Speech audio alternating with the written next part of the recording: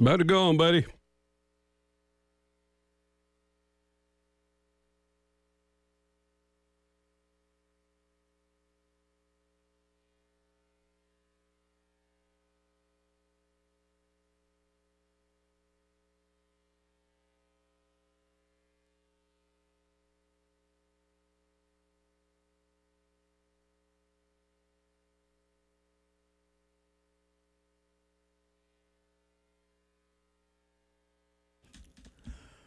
Halftime show. Terry Ford, Demetri Ravenos hanging out with us again today. Ed Bird's here, punching the buttons and turning up the volumes and everything so you can hear us.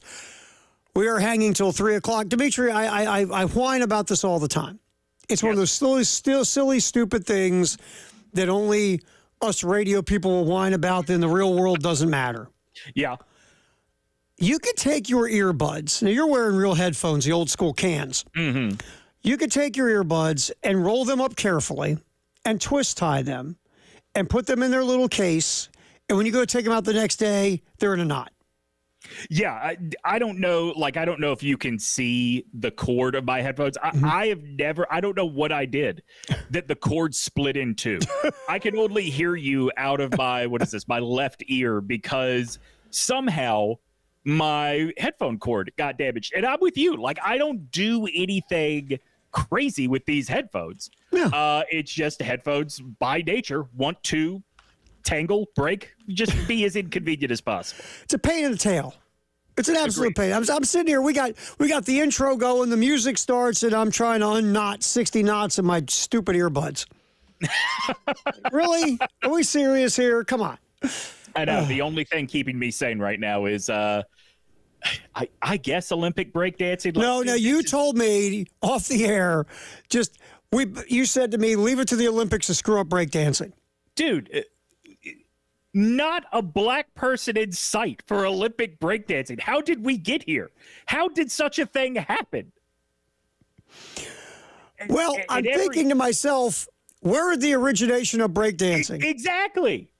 By the way, not only no black people in sight, also no cardboard boxes. Wait a minute. I've not heard a lick of Run DMC. This is garbage. Like, I saw our team and I thought, oh, we're screwed. But then I started to see the other teams and I was like, oh, maybe I just don't realize how big breakdancing is in Eastern Europe. But suddenly I felt like we had a chance. Well, right, you know, all over Europe in theaters, Breaking 2 Electric Boogaloo is everywhere. Oh, listen, I was like just a second ago, they're calling these matches between a Lithuanian woman and an Australian woman just finished up. And the Lithuanian woman, like, they're scoring this, right? Like, each round is judged. The Lithuanian woman swept her. And I'm sitting here wondering, where is not only music, where is even joy in Lithuania that they could put together a good, like, enough happiness to break out into dancing? It's like the town in Footloose.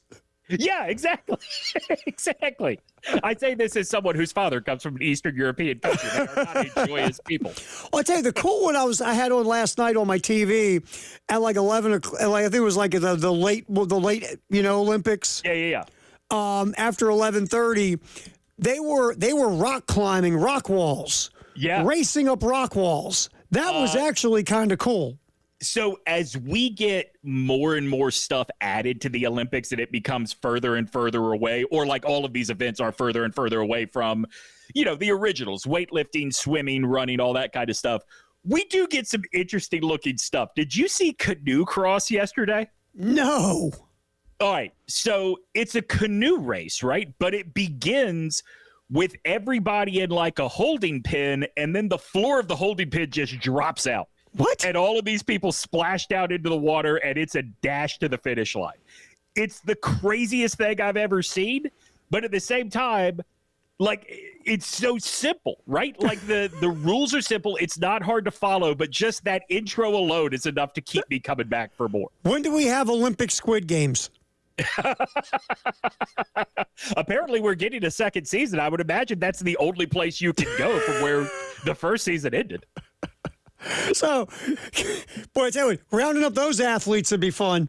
Yeah, no kidding. That's in fact, I'm going to propose, Terry, in the future. That's how we round up all Olympic athletes. Just a man shows up, forces you to play a card game on public transportation, and then you're knocked out, and it turns out you're running the 400 for your country. Oh, man, we are hanging here till 3 on the game. Terry Ford, Demetri Ravenos, and Ed Bird. So you sent me something interesting about the Eagles and Dawn Staley and Nick Sirianni that, when I first saw it, now basically the Eagles brought Dawn Staley in to talk with the leadership council of the football team, and also to talk with Nick Sirianni. And at first you're like, this is not a one-off. At least with Sirianni, it's not going to be a one-off. Like, she is now his, advisor? I guess. He's officially been hired by the Eagles in some capacity. Yeah, and so she sits down talking to Sirianni just about, how she handles this and handles that from a coaching perspective and a leadership perspective and a culture perspective. And when I first saw this, I'm like, interesting. I mean, she's an Eagles fan. Could you see the first meeting? What the hell was that offense doing last year, Nick? What are we doing on offense? Well, I mean, like, the first meeting comes about because even Nick's offense was screaming at him, what the hell are we doing on offense? Like, did you see that column in The Athletic about sort of the divide between Jalen Hurts and Nick Sirianni, basically the way the offense was being called last year? And it seems like everybody was backing up Hurts, that Sirianni doesn't really have a plan that factors in what his quarterback does best. So it seems to me bringing in Dawn, as much of a Hail Mary as it may seem like, bringing in a coach from women's basketball to talk leadership with an NFL head coach, like, A, Sirianni's got to try everything. Right. And B, like, if you're Nick Sirianni and you see Dawn Staley walk in, are you not sitting up straight and listening to everything she has to say? Like, that's somebody that has created exactly what it is you need to be. Yeah, I mean, you see her, and that's everything. Like you said, you want to be her, because then you're employed, right? Because you're on the verge of maybe not being employed, which on the surface, a guy that went to the Super Bowl 2 years ago, and then at 2 years later, he's kicked to the curb, sounds asinine. Yeah. But the way that thing cratered at the end of last year in Philadelphia with that off-the-field stuff that you're talking about with Jalen Hurts and Sirianni, and the questionable choice of how you replaced Sean Steichen with the next man up at OC, who now I think works at Five Guys. And Brian Johnson, who I will admit this, Terry, I thought he would have been an awesome hire for the Panthers as their head coach. Like, he's just been such a fast riser. But you're right. Like, it all fell apart last year. And it's really interesting to hear the perspective that, no, it was more Sirianni than Johnson that was the problem. Yep. But, that being said, like, Sirianni is dealing with something with a quarterback that very few coaches have to deal with. Do you know the deal with Jalen Hurts' dad? No, run it by me now. All right, so Jalen Hurts' dad is a high school football coach in the Houston area. But he's not just a high school football coach. His business card says he's a quarterback developer. Oh, God, no. And he has been, here's the thing. He's been the coach at a high school that has put over a dozen quarterbacks in the NFL with varying degrees of success. But he is a dude and has been part of a staff that has a reputation for building guys up to that level. So and maybe that's part of why Hurts has the support he does when he talks about what the problems are with Nick Sirianni. It is something, though, that I wonder if Dawn Staley has ever had to deal with, an unhappy player that absolutely knows what they are talking about as much as, or maybe if not more so, than she does. That has to be a very bespoke problem to Nick Sirianni. Well, and the other interesting part is, look, obviously Dawn coached and played on a professional level, so it's not like she's never dealt in the professional arena before. But in this instance, you are coaching players, specifically this quarterback, who makes more money than you. Yeah. And at the end of the day, if the Eagle, the good ship Eagle Titanic was going down, the Eagle ownership will save Jalen Hurts and let Nick Sirianni drown. And I think that accomplishments dictate they probably should. What I think that Dawn can bring to this situation is, and maybe she's not able to put it into words, maybe it's just something that happens through accomplishment. She has universal respect. Oh, yeah. Across sports. I think you could argue that now that Bill Belichick is out of active coaching, Nick Saban has retired, Mike Krzyzewski has retired, there is nobody else that comes close to her in terms of who is the best active coach in sports. Sirianni has to be talking to her about what were the steps along the way before the championships that garnered that respect, not just from your locker room, but from the people that, can help build up your reputation within the locker room, because he and her are so far apart in that respect. Yeah, I think what sets her apart, like for an example, you can say, Gino Auriemma still has more titles. UConn isn't what it used to be fair. They're not UConn anymore. And two, not only has Staley won on a high level as a coach, but she was a great player. Mm-hmm. So you've got the player dynamic of that, and you've got the coach dynamic. That's very rare, right, in coaching. Very rare. Yeah, and I would say, so this is weird. Speaking of which, as we're talking about Dawn Staley, she is on TV right now doing some analysis for the women's basketball game. I thought she was doing breakdancing analysis. That would have been cool. I mean, she's dressed like she should be there for breakdancing analysis, but that's part of it, right? Like, Staley is just so effortlessly cool. Mm-hmm. That I think that sort of goes to that level of respect. And Nick Sirianni is a dude, and I don't want you to mistake what I'm saying here. I'm not saying that Dawn does not show emotion. I'm not saying that Dawn doesn't care. She absolutely does. She absolutely loves those kids on her team. And I think when you hear her talk about the school, she loves the community of the school as well, right? Right. But Dawn Staley just looks like she belongs with these kids that she coaches. She looks like she could be just part of the crew the way she carries herself. Nick Sirianni is kind of a dork, man. I mean, a lot of these football coaches are, but like crying at the national anthem during the Super Bowl, that weird ass introductory press conference we had. Like, I think one of the things that Dawn cannot teach Nick, that Nick desperately needs to learn, is how not to be such a damn weirdo all the time. Well, remember when he did that riff his first year?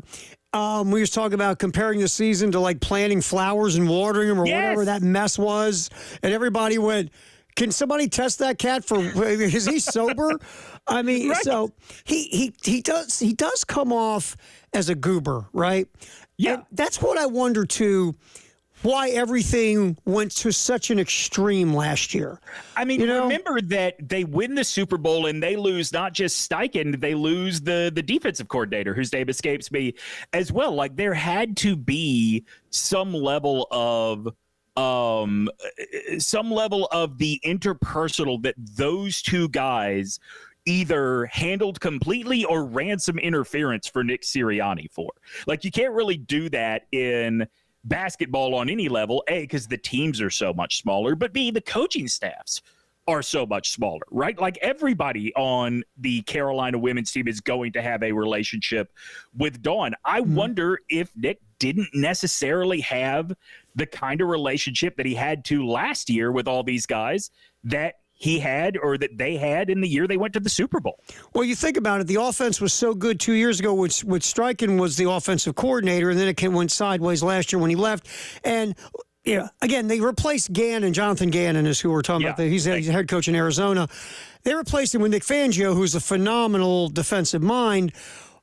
But still, the defense kind of fell back too last year, especially at the end of the year. So, again, I think to your point, those two coordinators probably had a lot to do with the things that went on. And maybe all that criticism to the point of, are we going to fire Nick Sirianni, comes from maybe it was more the coordinators and what they did, especially in the locker room with those players, and it was the players' respect for Sirianni as this wonderful head coaching mind. So maybe you bring in Dawn Staley, and Dawn's like, look, man, you're a dork. Come here. Let's start with your dork. Right. You're a dork. Maybe you need to show up on the sideline with like a $10,000 jump sweatsuit, because that seemed to work for me. No, I mean, look, here's the other part too about firing. If you're going to fire Sirianni, Kellen Moore is the offensive coordinator now. You mentioned Fangio, the defensive coordinator. Certainly, it is not lost on Sirianni's bosses that you have two ready to go, tailor-made interim coaches right there. All right, halftime show. Terry Ford, Demetri Ravenos. We're hanging here on the game.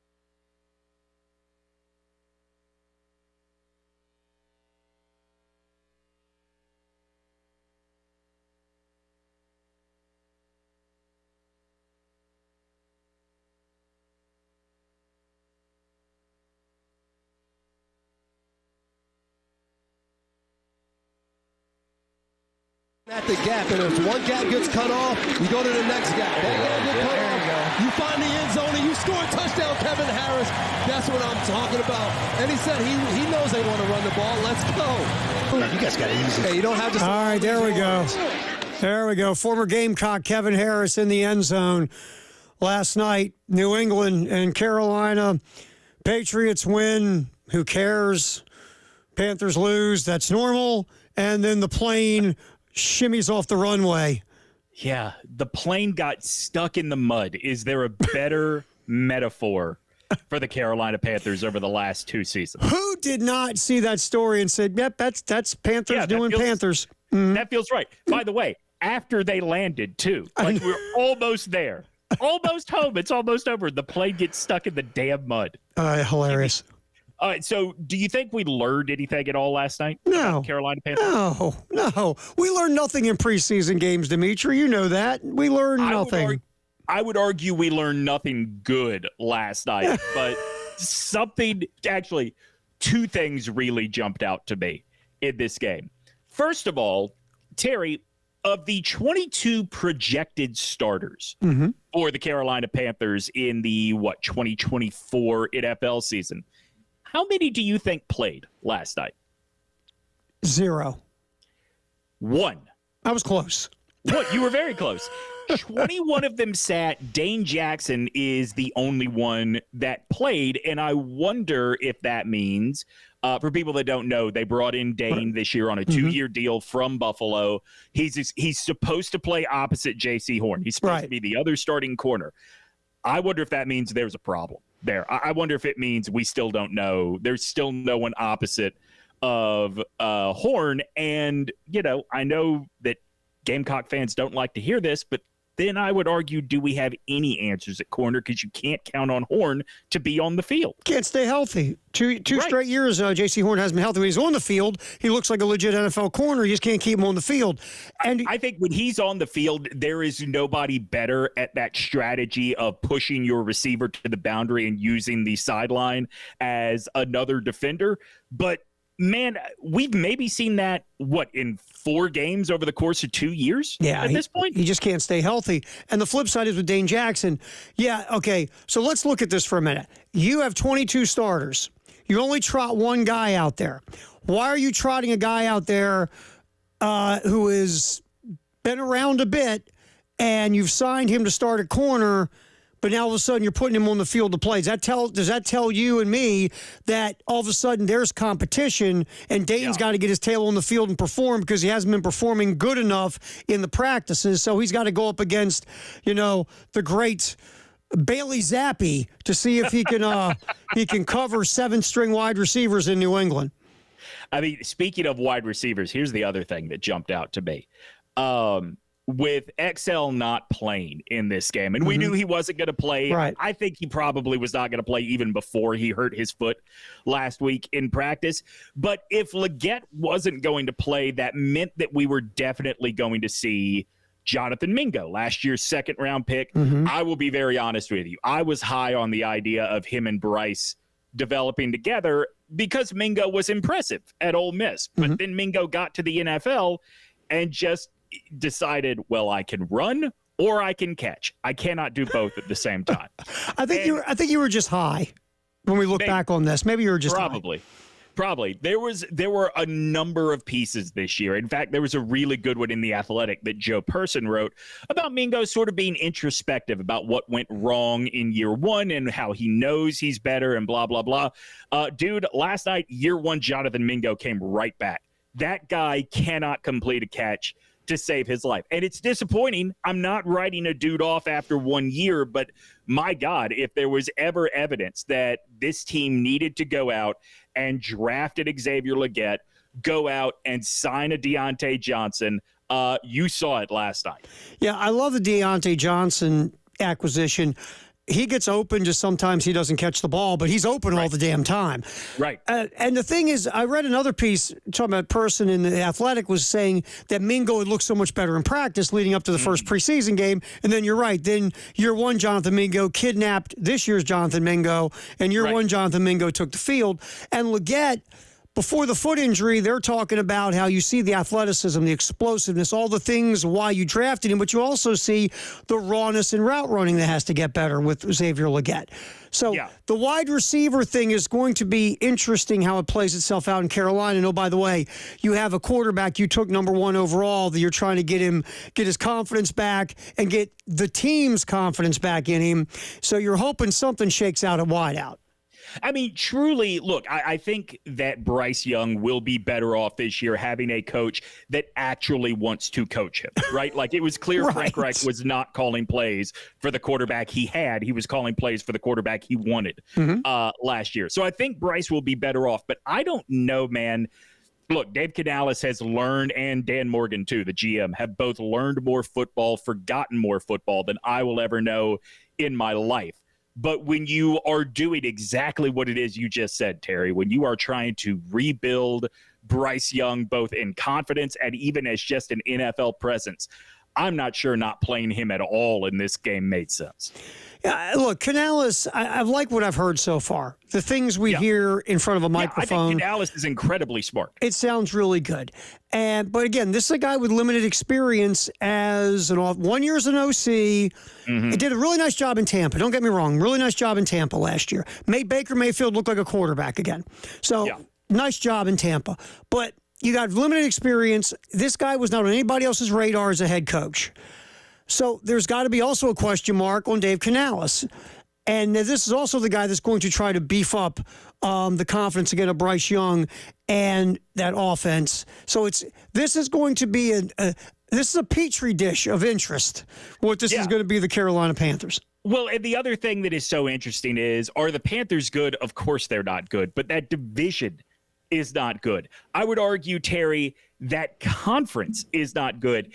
All you have to do is win 8 games in the South. You're probably going to be in the playoffs, and then who knows what to expect, right? It would be a miracle. It would be an absolute miracle. I am not that delusional to, stake my reputation on saying the Panthers will be in the playoffs. But you look at what it is who it is people think are the favorites in the NFC right now. San Francisco is a mess with the Brandon Ayuk situation. Philadelphia, we just talked about it in the last segment. They are such a mess that they are actively courting Dawn Staley as their head coach, it seems like. Detroit is the only steady situation in the entire league. And Terry, you and I are both older guys. Do you feel comfortable with the words Super Bowl favorite Detroit Lions coming out of your mouth? I can't say it. No, I think it happened in the NFC. Right. I mean, when the Lions were up in the NFC Championship game by, what was it, 90? Yeah, felt like it. We knew, I'm sitting there going, they're going to be the Lions at some point. At some point, they're going to look at each other on the sideline and go, we're the Lions, right? What are we doing here? We got to stop this nonsense. Yeah, I mean, to your point about the questions about Dave Canales, like, you hire him specifically because of who he has had success with, right? Baker Mayfield, Russell Wilson when he was the quarterback coach in Seattle. Geno Smith, right. Geno Smith. All right, but I'm going to move Geno to the side for a second, because those other two, Baker Mayfield, Russell Wilson, what do they have in common with Bryce? They're small by NFL quarterback standards, right. And both of them had their best years playing with Dave Canales. Okay, awesome. Dave definitely knows coaching quarterbacks. Can he handle an entire organization? I'm banking on he can, but what we've seen so far still leaves a lot of question marks. That's not absurd. We're 1 week into the preseason, but we Panthers fans are a little bit battered by what we experienced last year and the year before. And the year before. All right, halftime show.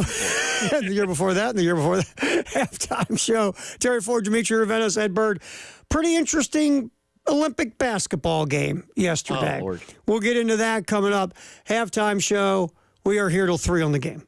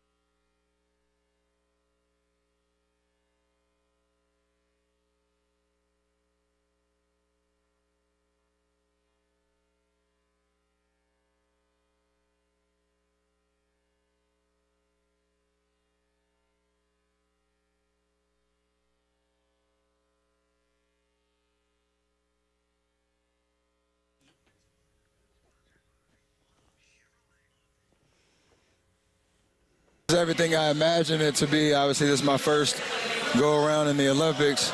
Knew we were going to get challenged by a great Serbia team, and to have to beat them 3 times this summer was going to be tough. I just kind of got lost in the moment of understanding how big this stage is and what's at stake for this team, and it was special. It was the most fun, I've had in a very long time, and, to dig deep like we did with this group and get a win, special. So I'm kind of basking in that right now, and obviously we got another tough challenge, France on their home court. That was Steph Curry talking about that comeback yesterday for the U.S. men's basketball team. First of all, they should have never been in that position. Let's get that out of the way now. While we do all this love and wonderment about the fourth quarter, they slept through the first half of that game. Let's be real. All right, so I do want to give Serbia their flowers a little bit here. Bojan Bogdanovic has been a borderline starter in the NBA for a while now. Mm-hmm. As somebody that watches the NBA every night during the season when it is on, I have never seen Bogdanovic play the way he played yesterday, ever. He was out of his mind in that game, and that makes a difference, right? Yeah. But you're right. It did feel like there was an attitude of, we've been there, done that against this team at the beginning of these Olympics. It'll be fine. Mm-hmm. And then it wasn't. And then it was like, okay, we got to get serious and play ball. We're down by 11. It's the fourth quarter. We got to go play ball. Well, and I'll be honest with you, Terry. I bowed out at the end of the third quarter because I did not want to watch this team lose, because I get sick of the conjecture from people that only care if Team USA basketball loses, right? Mm-hmm. But, they went into halftime down 11, I think, maybe 13. Mm-hmm. And Noah Eagle talked about this on the halftime show on NBC, and I had this same thought that, look, there are 2 quarters of basketball left, a whole half. If you can come out of the third quarter, even still down, but only down say 6 or 8, you're in pretty good shape. And it looked like that was going to happen, and then all of a sudden, every shot the U.S. took just missed, and every shot Serbia took went in. And suddenly we're going into the fourth quarter down 13. So it just felt impossible at that point. And I had it on in my office upstairs, and people are walking every now and then seeing what the score is. And then once the U.S. starts making the comeback, I got an office full of people. It's like, I can't see my TV. It's like, get out of my way. It's my office. Move out of the way. But what really, and look, Steph Curry was phenomenal. I mean, he was just ridiculous. And LeBron started doing some of that dirty work that nobody else wanted to do. Yeah. And Kevin Durant's Garden Dudes full court. I mean, all of a sudden, they said, you know what? We're really bleeping good. Let's go out here and be really bleeping good. And they were phenomenal in the fourth quarter. And, Joel Embiid made a few buckets, and then all of a sudden, you get Curry with the 3. LeBron's like, wait a minute, I'm 39 with gray in my beard, but these cats can't stop me. LeBron's going to the rack. And then how about the shot Durant hits? When it's a 2-point game, and he moves everybody the hell out of the way, right? And he goes, I'm Kevin Durant. You realize that, right? It's so funny. In the league, he has, this last year, I think, age started to show a little bit on him. But in these Olympics, he and LeBron at times have shown you why, even at 37 and 39 respectively, they are still considered top 5 players in this league. Durant has absolutely proven he is still capable of just going, oh, okay, I want to win this game now. Bloop, bloop, bloop. It's such a different experience watching the men in these Olympics than watching the women. Right now, Team USA is up 63-40 on Australia, and Australia looks like they're playing pretty well, and they're not even close to catching up to the women. I do wonder this, and tell me if you think this is a horribly unpatriotic take by me. Mm-hmm. But I will wear on my sleeve that I am a fan of the Boston Celtics. Outside of my alma mater, Alabama, that is the only team that I care about, right? Mm-hmm. As much as I want the U.S. to win the gold medal, I'm kind of okay with Jason Tatum not playing. Oh, sure. kind of wish Drew Holiday and Derek White would play a little less, because gold medalist Dice kind of would rather have that next NBA title. And I think a lot of these guys feel that way. Like, in the moment, the spirit of competition, the desire to be the best, certainly takes over, and they do not want to be embarrassed by an inferior country. But if they're treating this like summer vacation, I don't blame them. Like, it's the Olympics. It's not the NBA finals. Look, here's the thing about us as a country. Yeah. Look, we all love our country. We're all patriotic and all that to a point. We are. But in sports, we're not. Right. When it comes to basketball or hockey, or if they have baseball back there at some point, all of us care more about our hometown teams winning championships and winning a stupid gold medal, right? We just do. It's just human nature. I mean, the owners of all these teams hold their breath every time their player participates in the Olympics. This would have been 08, might have been 12. But do you remember that Mark Cuban basically came out and said, like, I'm not going to lie, I don't want Dirk Nowitzki playing for Team Germany. Right. And that has nothing to do with loving the USA. That has to do with Dirk is taking my money to go play for Team Germany, and I don't want that. Exactly. I'm going to cut a guy a guaranteed check if he blows his knee out, right? Remember, and this wasn't the Olympics, but it was U.S. play when Paul George snapped his leg in half. That's right. That was just a, like, qualified. They hadn't even picked the team at that point, right? That was a scrimmage. Yeah, it was just like they were running around playing ball as Team USA. So that fear is always there if you're an owner or a fan of it, and you see one of your, high-level superstar type guys playing in the Olympics. And so, yes, you're exactly right. Any fan would rather win a championship than win the Olympics in these major sports. But wasn't it cool? And you hit it just a second ago, watching these guys who have more money than most of the countries they're playing against individually, right? Yeah. And they forgot everything in that fourth quarter. This was just, I'll be bleeping if we're going to lose this game to those guys. There is no way we're losing. I think one thing that we lose sight of, and we could keep talking about this, because I'd love to hear what listeners think at 803-404-6100, whether it's text or phone call. That's the number. I think we get so caught up in the comparisons to the past sometimes that, like, we don't even let it enter our mind that this team, they might be more talented than the Dream Team was. They might be better than the Dream Team was. They just cannot sleepwalk through games like the Dream Team could. That's to take nothing away from that group in 92. I was 11. That was awesome. That might be one of my favorite sports memories in history, when that team was assembled. But these guys are playing better competition. Oh, yeah. The world is so much better now. And the reason they're so much better in part is because the world got to meet the Dream Team. And all of a sudden, a lot of kids in the world, now I don't want to play soccer anymore. I want to do what these guys are doing. Yeah.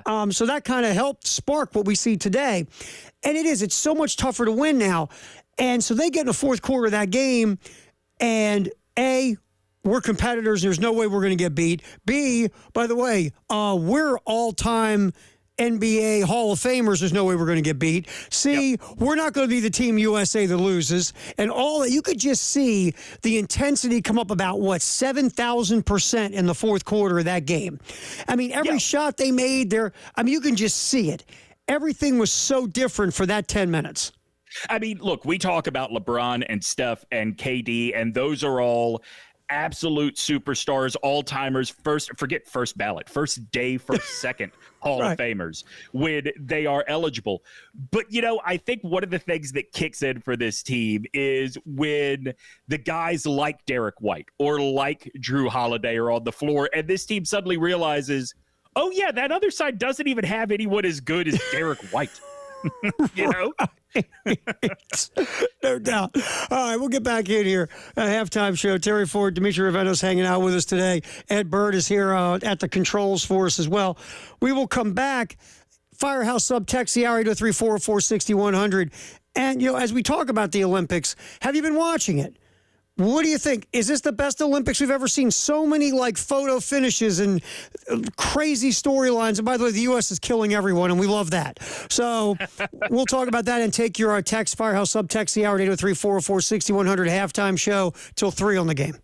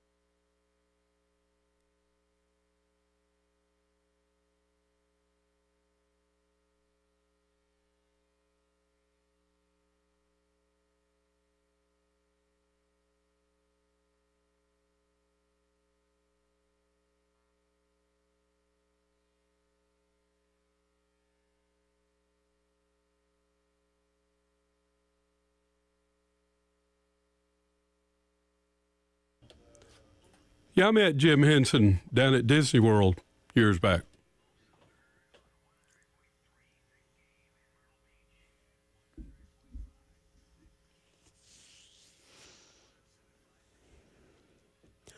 All right, time to get our Firehouse Sub text of the hour here on the halftime show. Terry Ford, Demetri Ravenos hanging out with us. Ed Bird also keeping the ship straight. By the way, Spain leading France in the gold medal soccer game 3-1.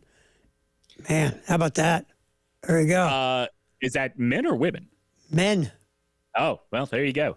There you Wait, go. Spain and France, didn't they also play for the Euro Championship? Like, there is just no variety in European soccer these days. Same old people. Same old stuff. That's right. The text of the hour, let's do Beth from Lamar, who is actually listening long distance today. She says, hey, guys, I'm on a cruise up in Canada and listening. Can't get any Olympic news. What are the ladies basketball team doing right now? Can you keep me updated with the score on your show? 73-47 over Australia, about halfway through the fourth quarter. We were talking off air. I'm pretty sure Australia, if not is ranked 2, they are certainly a top 3, 4, 5 team in women's basketball, and they have not had a pulse in this game. Beth, update I just read. It's like the U.S. is now shooting opposite-handed to make the game closer. That's right. They made everybody sub out their best players, and now it is the kids that rarely get picked in gym class that play for Team USA. I mean, they are so dominant. Yeah. We talked about the other day, they haven't lost since the 90s. I mean, it's 32 years. Stupid. It's stupid how good they are.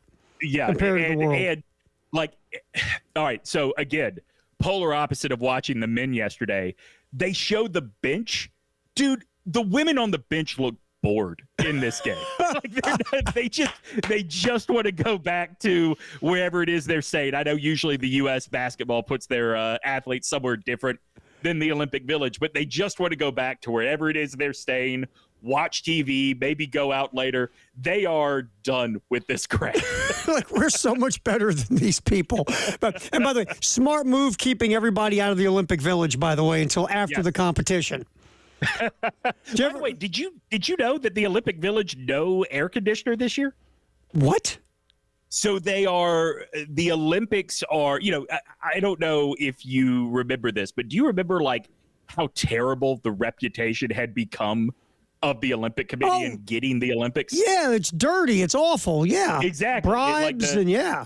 Well, not only that, but like they leave behind these structures that can never be used for anything else. What are you using a cyclodrome for, if not that weird cycling? Right. I mean, there were cities losing millions of dollars on infrastructure. Yeah. Not only that, but also taking these these environmental impacts that just cannot be undone for like over 2 weeks. This environmental impact that cannot be undone for decades. Right. So the Olympics now takes a really big interest in as small a carbon footprint as they could possibly leave. And one of the things they're doing is, instead of a traditional air conditioner, they are doing air filtration and air cooling systems. Basically sucks in air, refilters it, spits it out as colder air. And the U.S. contingent brought their own air conditioners. We don't care about the stinking environment. We want AC. Right. Screw that. We want AC. So either way, you can totally understand why it is U.S. basketball is not putting these NBA and WNBA stars in those accommodations. And the U.S. comes in that cycle dome, making a Chuck E. Cheese. We know what we're doing. We're the U.S. Let me ask you this, Terry. Mm-hmm. Has this been, and this actually ties into what we were talking about with the Dream Team versus this year's Olympic basketball team. I know some people want to scream recency bias. I would argue I've had as much or more fun watching these Olympics than I have watching Olympics in a long time. And it's not just about the U.S. dominance. Think about the way Quincy Hall won that gold medal. Mm-hmm. Think about the way Noah Lyles won that gold medal. These have been legitimately fun games to watch, fun events to watch. I think, and for me, I won't lie, I'm an Olympic dork. Love the Olympics. Always have. Yeah, me too. But for the last few Olympics, I haven't been as locked in. Mm-hmm. And this one, I don't know, maybe I've got more free time on my hands, or I don't know. But I've watched more, and I think it's been more compelling is the word I'm looking for. It's been more compelling with, I mean, even when the U.S. lost that 4x100 relay, that medley, the mixed medley thing, and the girl from the Netherlands runs down the American at the very end. I mean, we've seen some great finishes in everything, in swimming, in track. There's been just this. very few things have been just easy, right? Where somebody's winning by 10 meters or whatever. Like we saw the 4x100 hurdles last night with the women. I mean, that was different. That was an easy one. But usually we've seen a lot of really close races that have made this thing fun. And the stories are cool. And we even laugh at the Turkish guy who's got a cigarette and a beer and he's winning shooting. And of course, the best thing is the pole vaulter story that NBC can't talk about because that would be funny. But look, there's also wonderful stories that are dominance. Like, how cool is it to see Simone Biles winning the way she's winning? Oh, and to come back from what happened to her before. We're going to come back and talk more about this. It's a halftime show. 1 o'clock, football in the game.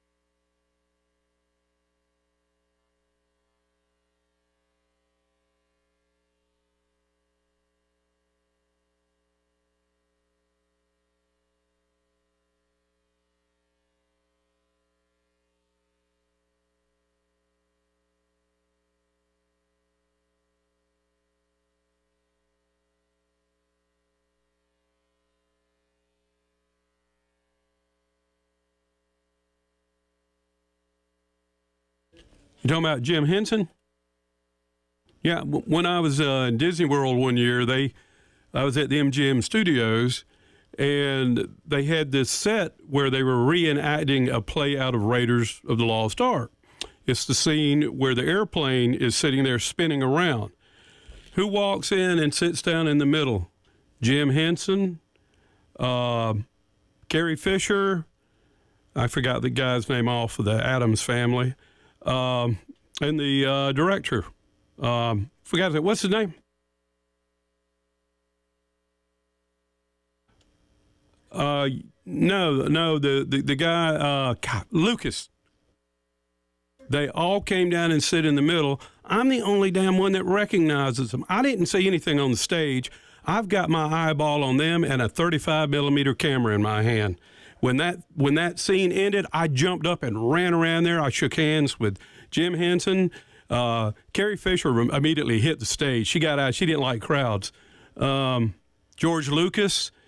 Gosh, I can't remember. There's several other people there, and I got pictures of them.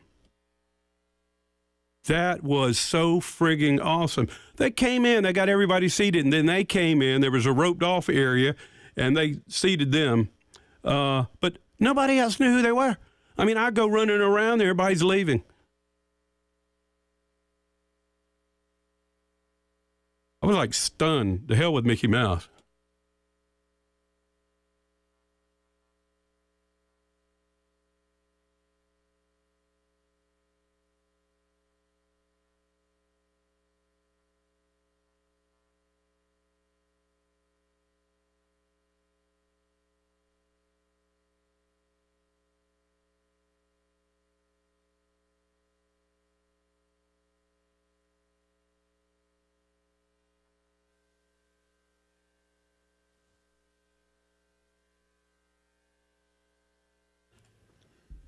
Halftime show, football in the 1 o'clock hour, sponsored by Atlantic Windows and Doors.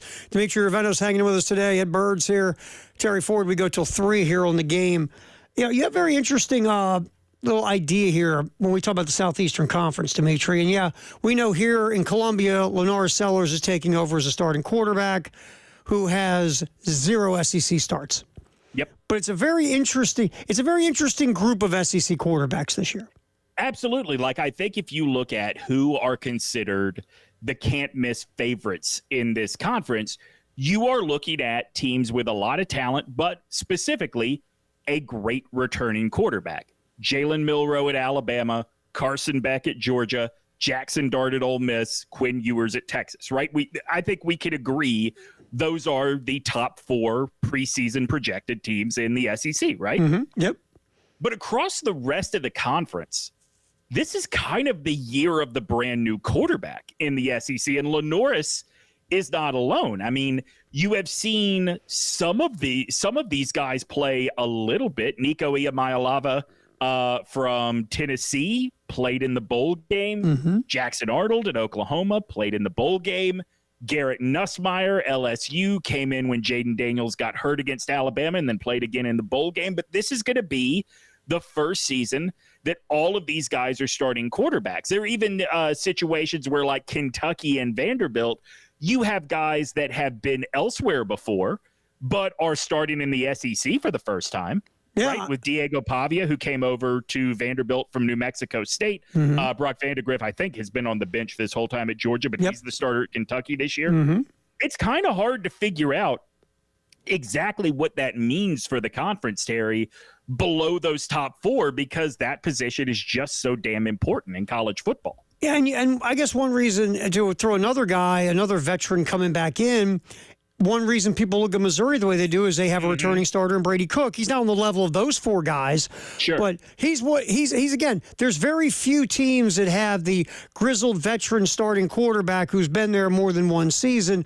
So many of these guys are so unproven, and that's most of the league, to your point.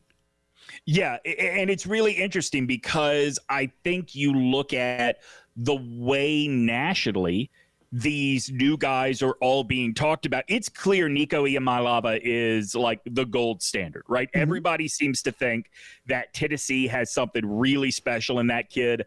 I think the reason I think that is because if you have been following SEC football and been following Josh Heupel, like, it's kind of hard to argue that he's not just now getting his best raw talent at quarterback, right? Oh, like, yeah. Nico looks like the truth. But I wonder where Lenoris Sellers fits in to that pecking order in the minds of the people that cover this sport day in and day out.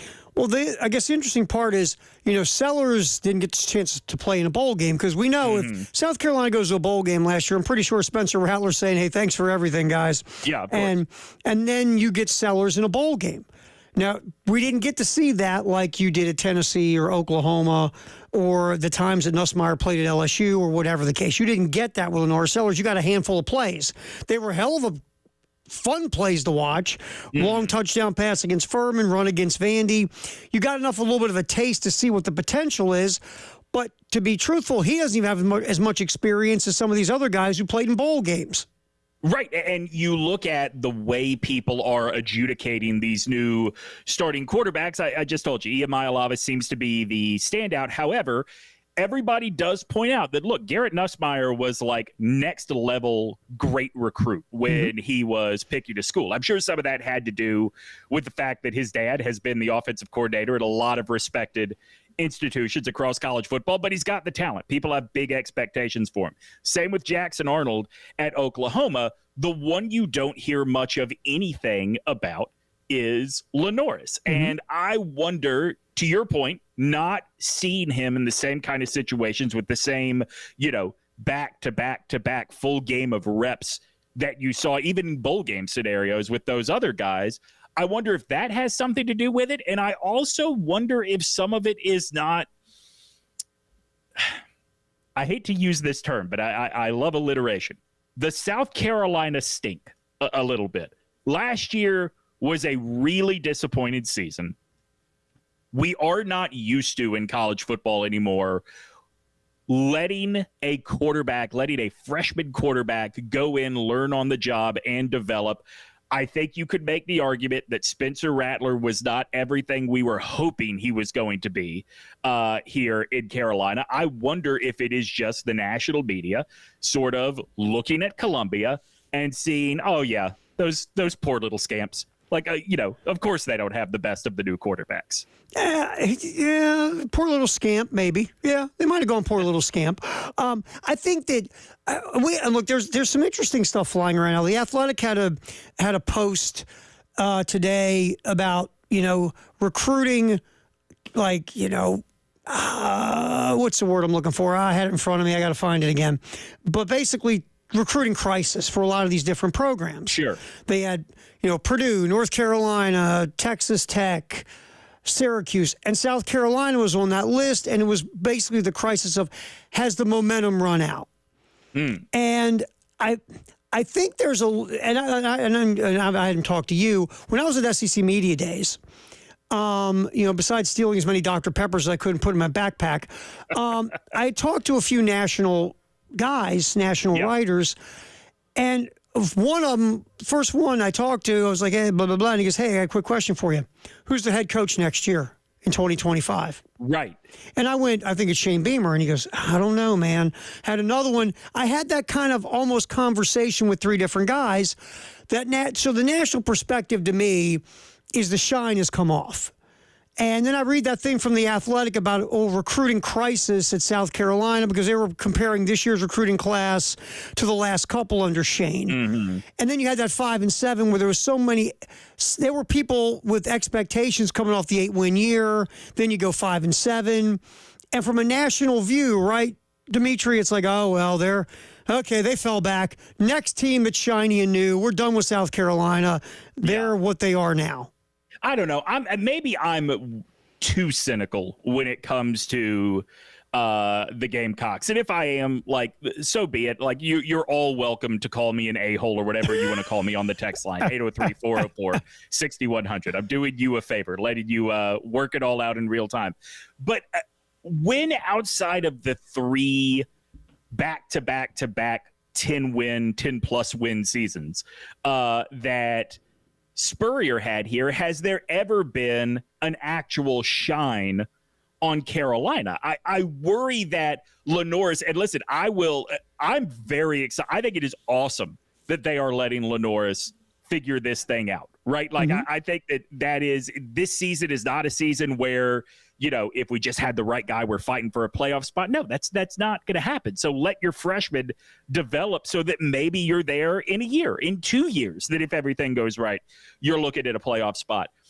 I just think that there is this class of teams in the SEC that unfortunately Carolina is a part of that you almost have to convince people outside of certainly the state, if not the entire footprint, that they are worth just acknowledging what is going on there. Like, I think it's South Carolina. I think it's Arkansas. I think it's Mississippi State. I think we're just in this class of programs where that's the reality right now.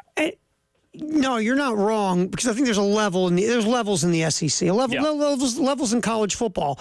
Like our ridiculously crazy love for Texas over and over and over again, even though they've been the most underachieving program in college football till last year, over the last decade.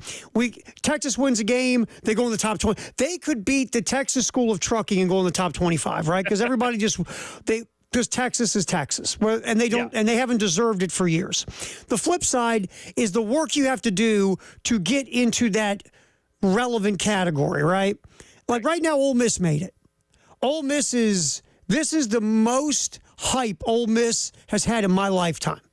Yes, I've been saying this all summer long, that the expectations have never been higher at Ole Miss than they are this year, but the talent has never been better than it is at Ole Miss this year. And look, I think we talked about this a little bit yesterday, you and I think that if you look at someone calling Carolina a portal program as a bad thing, I think you're missing the forest for the trees in college football right now. I think that if you are Carolina, you're probably not getting a Rocket Sanders type of dude on the first pass, but you have guys that have been around this conference before on the coaching staff. You have guys that have been around a lot of other coaching staffs, guys that have come from all over, that build those connections, that get a good word put in a kid's ear by a former coach, or maybe they were this kid's former coach, and you can build up that talent later than you're used to, but it can happen.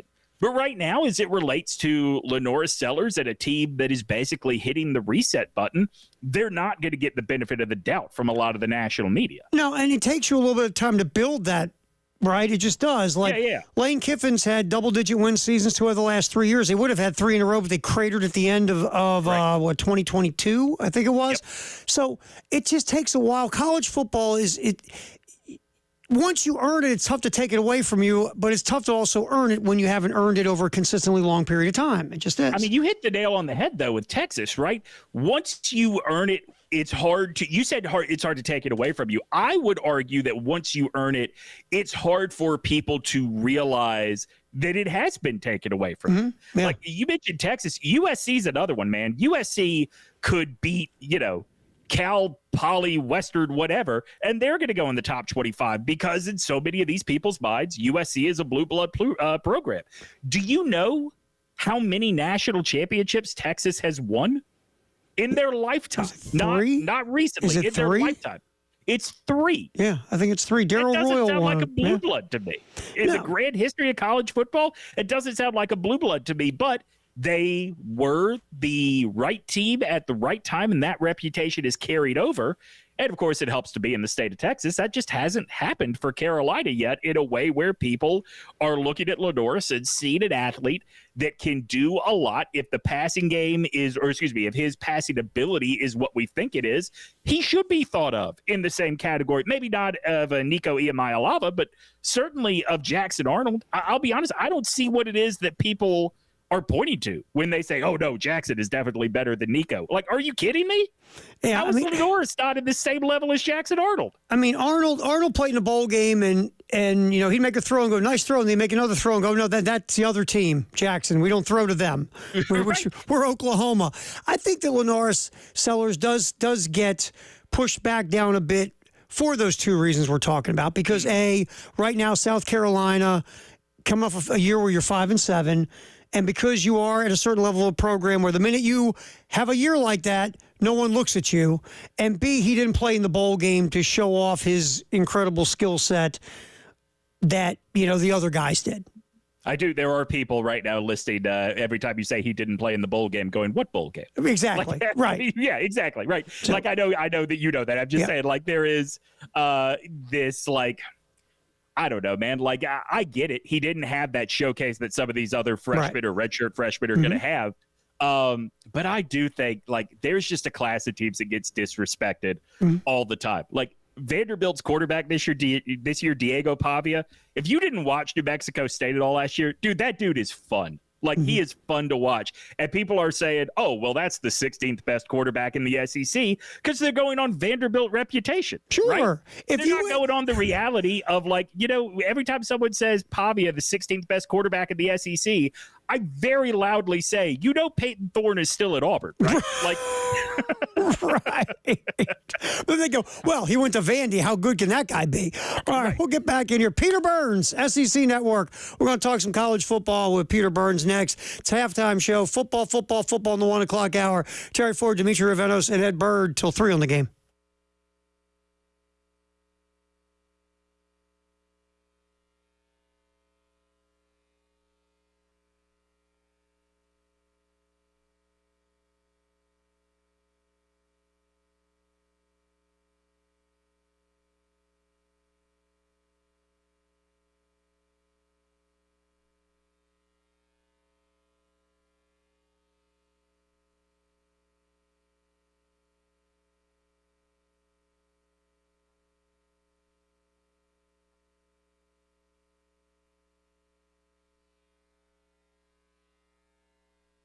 Okay, cool.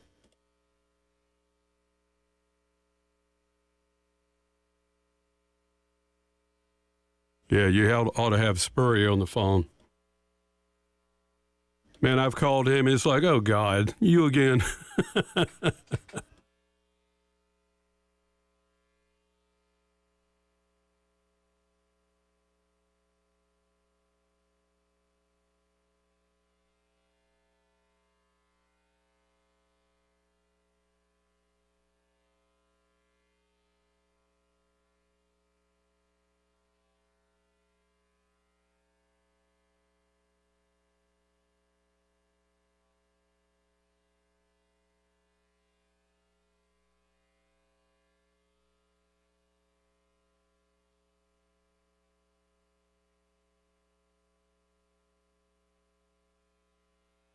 Oh, I believe it.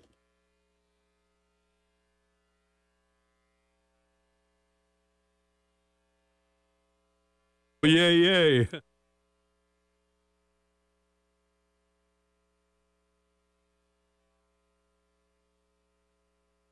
Oh, yeah. I don't like calling Spurrier. I don't. And he's really the only one I've had an issue with. But other than that, everybody else has been good.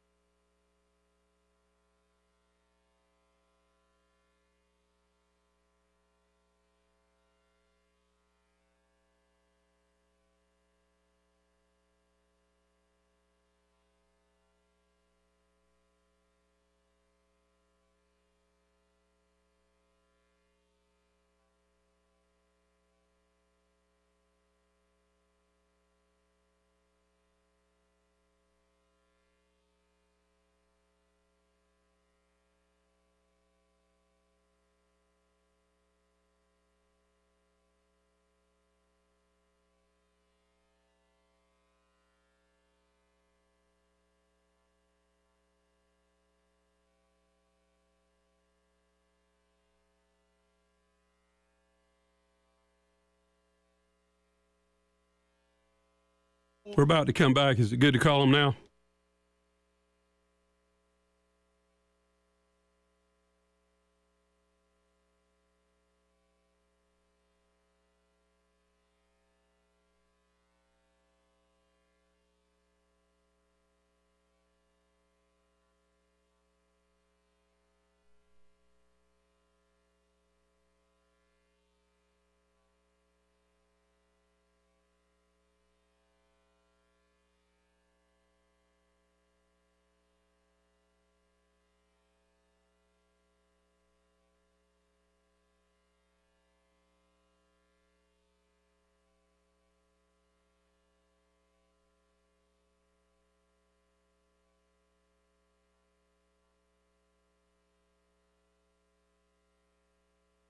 Peter's on the line.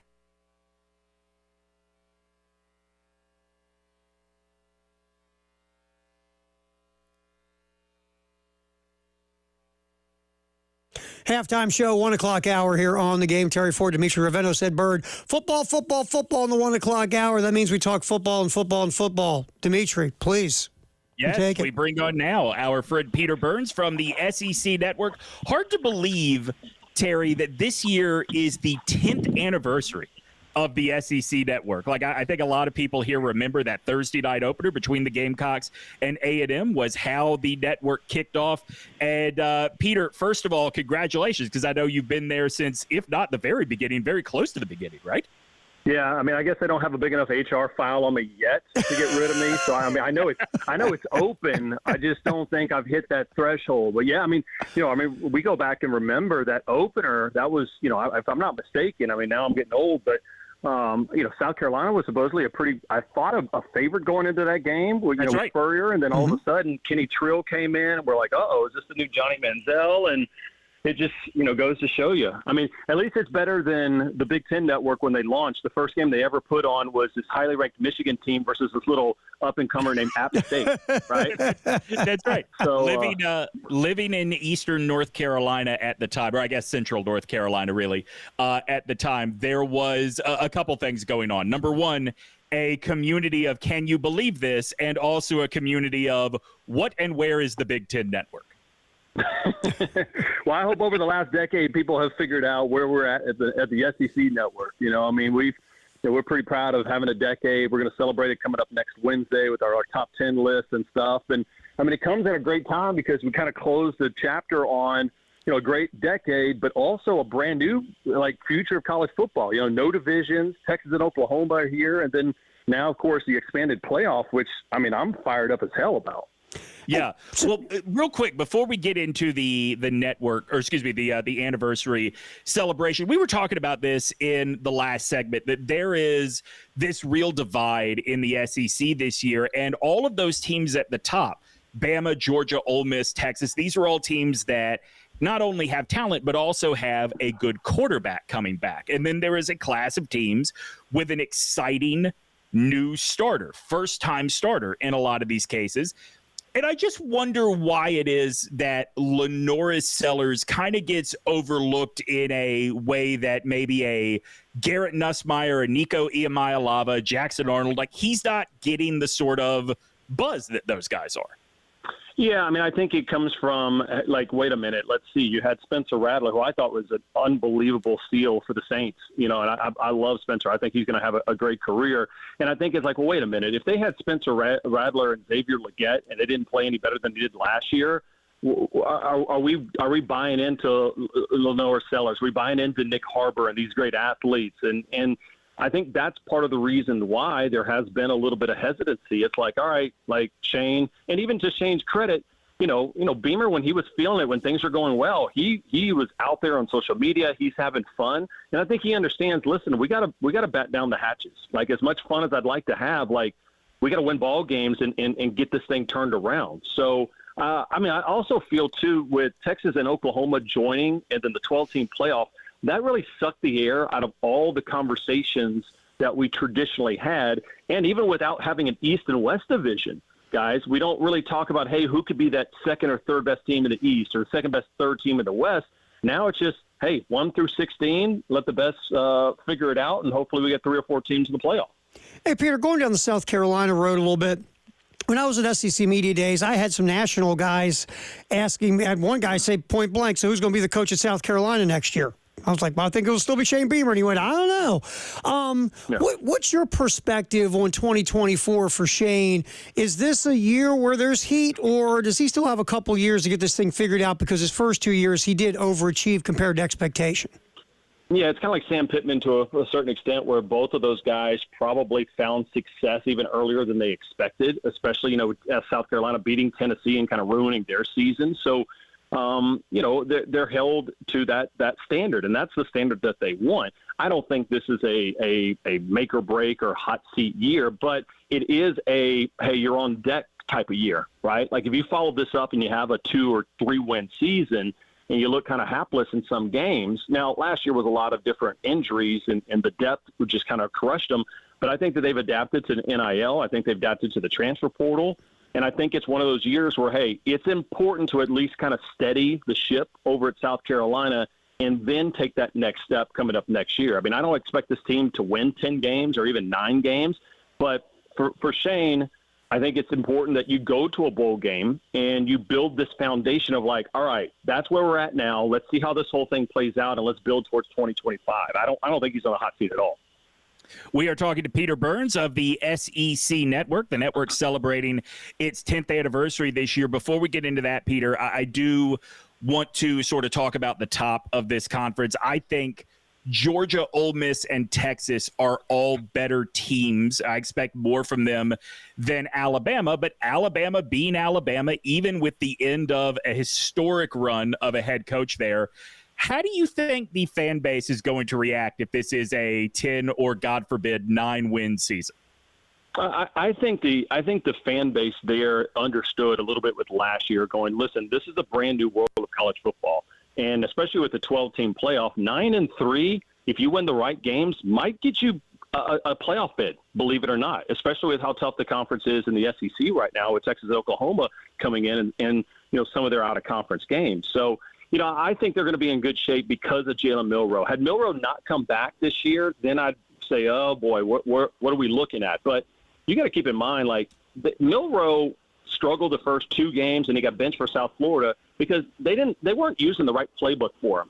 And once they realized, all right, this is the Milroe thing, we're gonna make Jalen our guy, they readapted their offense to fit him. They retrofit it for him, and sure enough, he took off. The offensive line is going to be a lot better. And Kalen DeBoer, look at what he did with Michael Penix. So, I mean, I think they're in good shape. But again, I think they're probably a 9 or 10 win team, and I'm sure that'll piss off all the Feinbaum callers. Before we let you go, with you guys celebrating the 10th anniversary, you've been counting down the top 10 players at every position across the SEC of the last 10 years. Who is the guy that in reliving this, you sort of went, oh, yeah, I forgot how much fun he was to watch in college? Yeah, I mean, you go back and look at Deebo Samuel as being one of those guys where, you just start looking at this film and, we know Deebo, and he became such a character, but we're like, dude, how good were you? It was out of control. Some of the stuff with Nick Chubb, I mean, just seeing his highlights, Leonard Fournette, you forget him and some of those guys. And then you start talking about just kind of some of the quarterbacks that we saw all of a sudden just have, Kyle Trask. I mean, remember, he was kind of left for dead, and all of a sudden, a lot of people forget that he was a Heisman finalist in that weird 2020 season. So, it's kind of crazy when you start thinking about, when you're seeing guys that are retiring from the NFL after a great career that we covered when they were a senior when we launched the network. That's when I know now I'm the old man. Get off my yard. The music's too loud.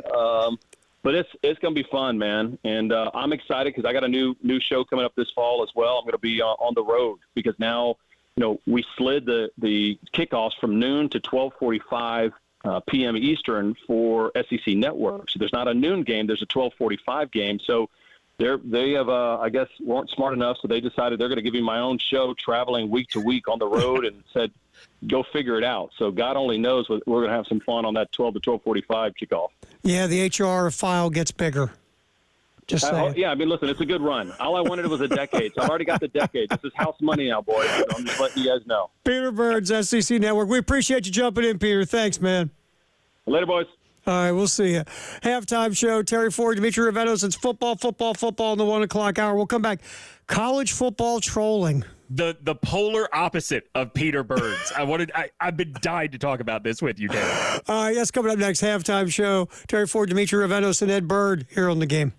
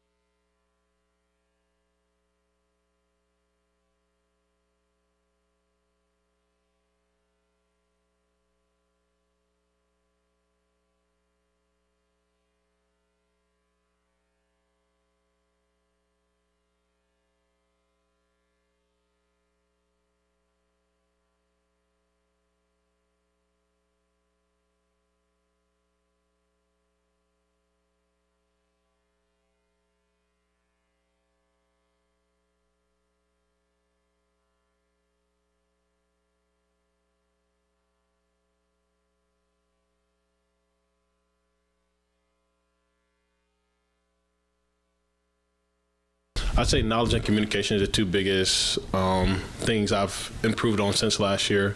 And something I can work on is probably just like the smaller things, the fundamentals of it, staying calm in the pocket, just keep going through my progression and things like that.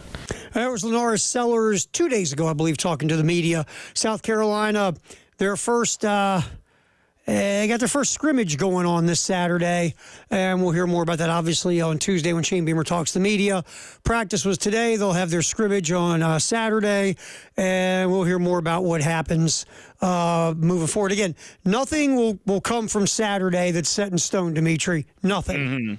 Yeah, I mean, look, I think Peter Burns, who we talked to in the last segment, gave us a really good gauge on how people like him and others in the national media view South Carolina. And I don't think it's wrong for us to be viewing South Carolina that way as well, which is last year was a bit of a step back. Let's use this year to figure out what we really have. And I think that if you take that approach to it, Terry, it probably not only shouldn't be surprising, it shouldn't be disappointing that we don't know that much about this team right now. Now, on offense, we know really 4 people who are going to start if they're healthy. It'll be Sellers, Rocket Sanders, Josh Simon, the tight end, and Vershawn Lee somewhere on the offensive line. That's all we got, dude. That's it at this point. Yeah, I think you could read between the lines on the coverage of this team, like the preseason storylines they're putting out there. I think you could read between the lines and see that Sanders, the plan is for Sanders to be what this offense flows through. And that's probably the right move when you're talking about someone who has never started a college football game in their life before being your quarterback, and what they think they have in Sanders in terms of rehabilitation, losing weight, all that kind of stuff. But you're right, like anything we're telling you is a safe assumption. Really, that's just kind of informed conjecture. That's all we have right now. That's all we got. All right, so the college football trolling, you enjoy this very much, sir. I don't know that I enjoy it. I just think sometimes it gets to a point where I am all for bold takes, right? Sure. I'm all for somebody putting the pieces together and telling you, I could see how this happens. Or if they could see how it happens, saying, I think this is what is going to happen. I'll tell you one that I kind of have, and I don't think this is that bold. I think Tennessee's a playoff team this year. I don't know if that's crazy bold, but I think you can see how you get there, right? Mm-hmm. But there's a difference between a bold take, dare I say a hot take, and total BS, Terry. Oh, absolutely. I mean, the difference to me is your bold take is you give me this reason, this reason, this reason, this reason, and whether I agree or disagree with you, I go, okay, I see where you got that. Right. The out-of-control asinine is you're just saying something so people will click on it and then yell at you, and then you sit back and go, well, I'm all tingly. 17,000 people hate me, you know. Do you know the Twitter account Big Game Boomer? I am familiar with it. All right, for people that are not, Big Game Boomer is this Oklahoma fan that somehow gained some level of credibility just making graphics where he counts down like, here are the top 50 offensive line coaches in college football. Here are the top 50 places to eat before a college football game. And none of them are informed. They're just names he's heard before, right? Mm-hmm, right. But people started putting him on their shows across the country, and this guy got a little bit bolder in his takes. And he's got one for week 0 coming up on August 24th, Terry. Go for it. Quote, Mike Norvell lost the locker room last season after getting snubbed from the college football playoff. Norvell, the head coach of Florida State. His team quit on him in the Orange Bowl. I like Georgia Tech in this one. Britt Key is trending up. And that is why he is telling you that week 0 game in Ireland, take Georgia Tech over Florida State. Well, with sound logic like that, there you go. Here's what bothers me. If you follow college football the way you say you do, you know and you understand nobody quit on Mike Norvell before that game. Those dudes were defeated. They were not going to play for any coach, no matter what that coach said to them. Those dudes were as low as they had ever been in their life. Is Florida State going to be as good this year as they were last year? No, but it's not because they quit on Mike Norvell. It's because literally every player you can name from Florida State last year is gone now. Yes. They're all in the NFL. Like, this isn't hard to put together. I mean, Boomer, Sooner, Schooner, whatever the hell your name is, it's very simple. A lot of those guys left because playing in that bowl game was not playing in a college football playoff game, and you're not going to play in the bowl game because you want to get ready for the NFL draft. You don't want to get hurt like Jalen Smith did at Notre Dame. This is very simple. They all left not because they go, well, we hate Mike Norvell. No. You know what they like more? Getting drafted in the NFL. Exactly. And I got to be honest with you. I don't think that it is crazy or unfair to say that if the bowl game is not in the playoff or for the championship, I kind of don't care if my best players play or not. No, not at all. The season is over. It's fine. Would I like to see them one more time? Of course. But you know what? It's not my body. It's not my future paycheck. Who am I to poo-poo that decision? All right, here's another one. Here's another one that goes from bold take to troll. Right. Do you know who RJ Young is? I've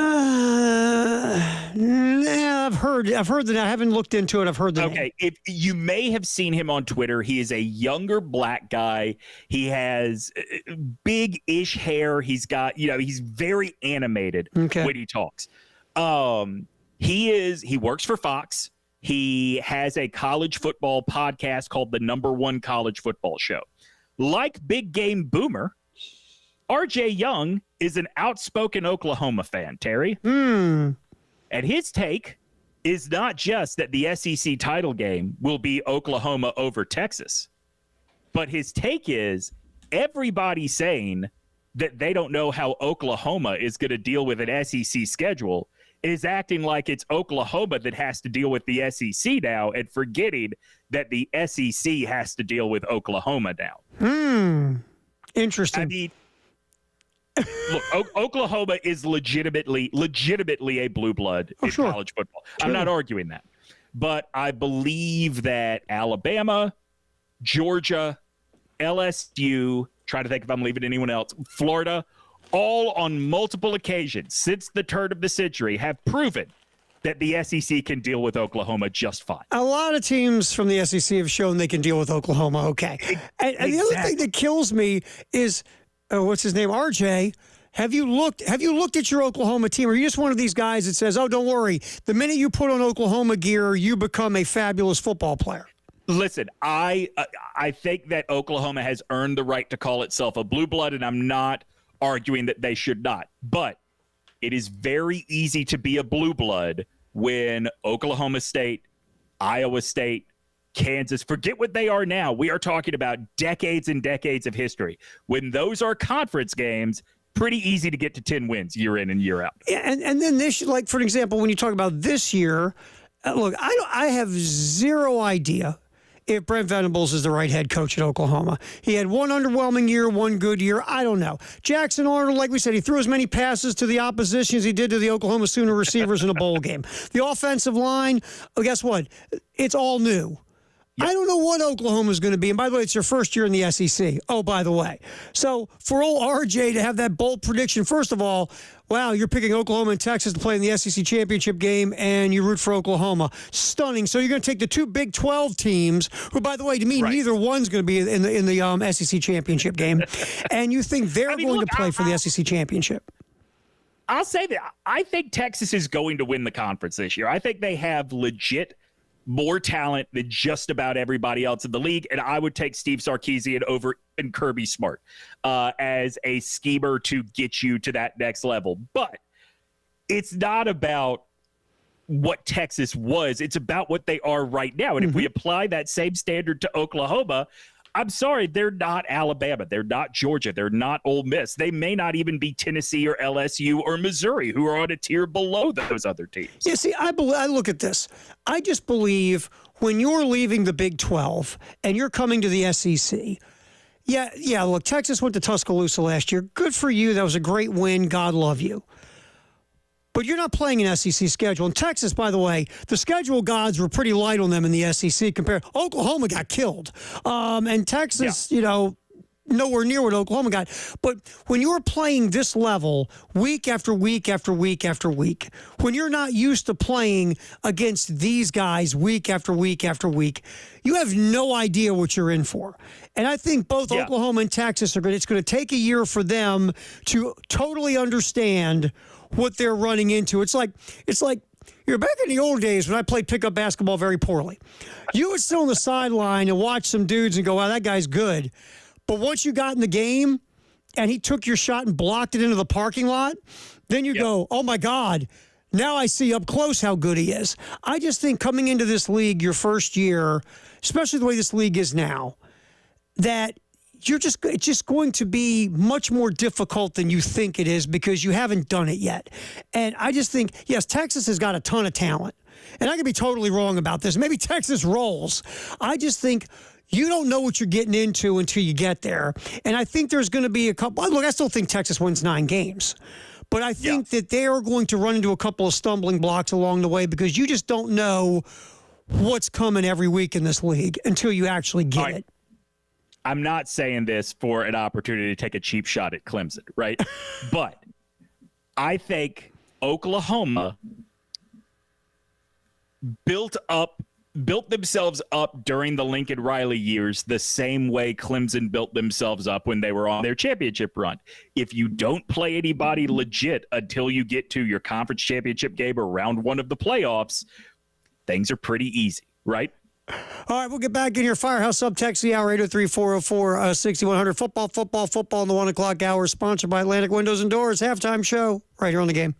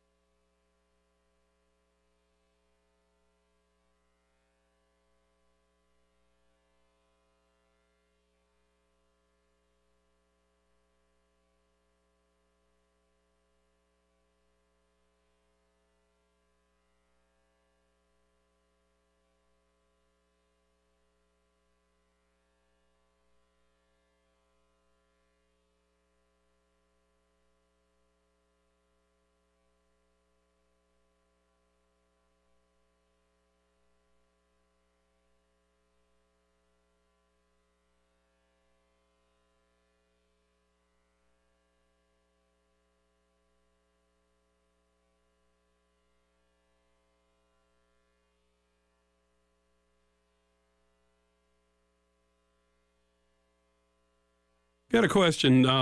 Did you call for cut 1 earlier, Demetri? I just want to be sure because I know we didn't run it.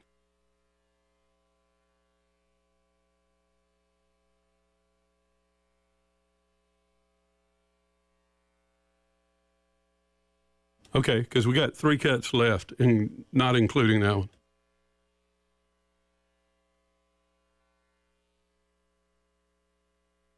Yeah, they're ready to go.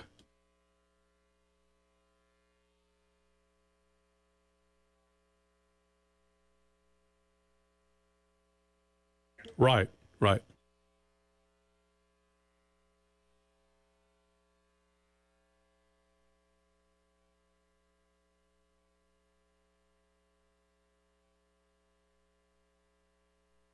I'm sorry, say again, Demetri. I was on the phone.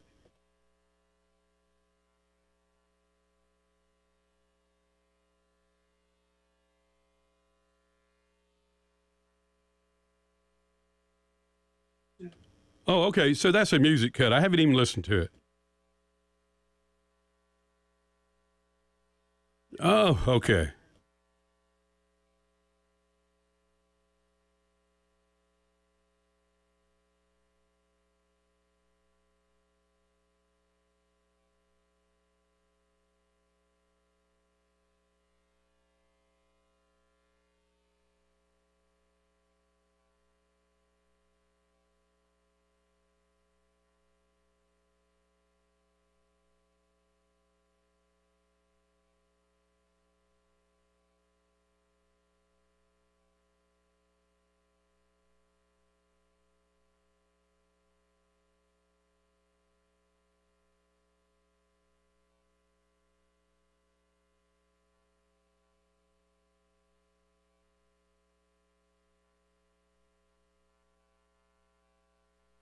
So got a guy on the phone that's want to counter your conversation about Beamer.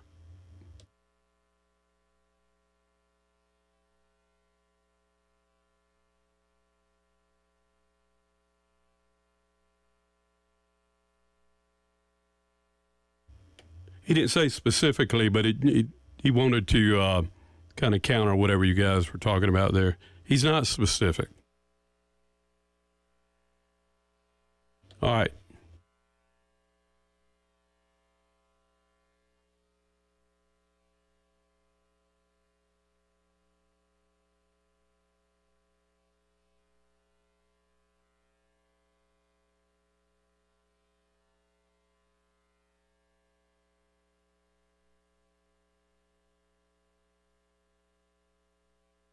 He's in Alaska. He's from Columbia.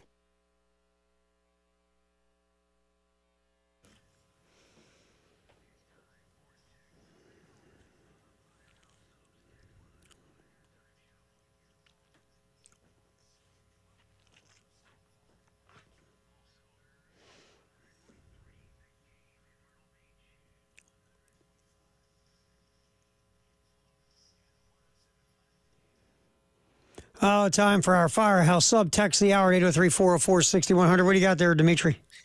This one from an unnamed texter who says, isn't it a good thing that our new quarterback is flying under the radar this year?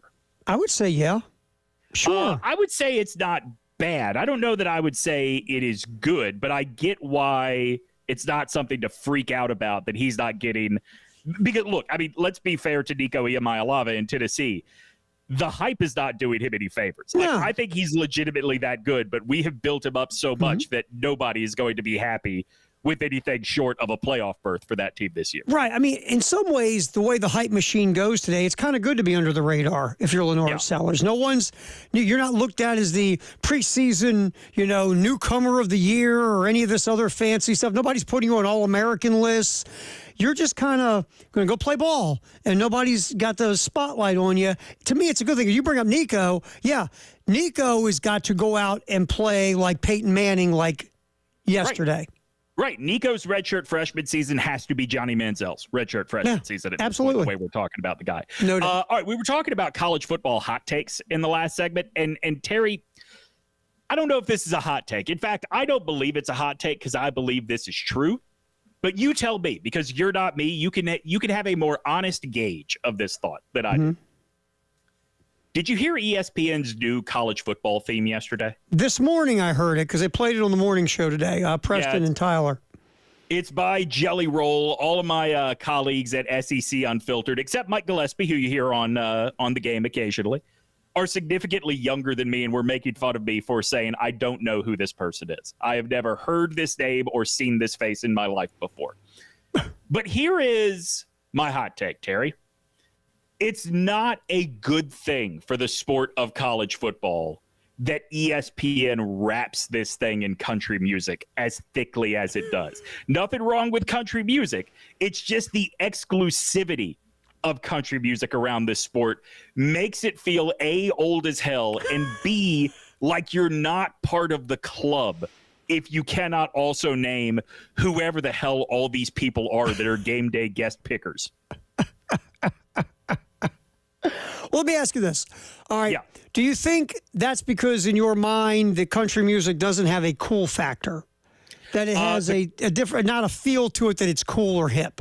The country music they use definitely is not cool or hip. Like, if you want to talk to me about Sturgill Simpson, if you want to talk to me about Jason Isbell, Tyler Childers, I'll hear that they are cool all day long, and I will agree with you.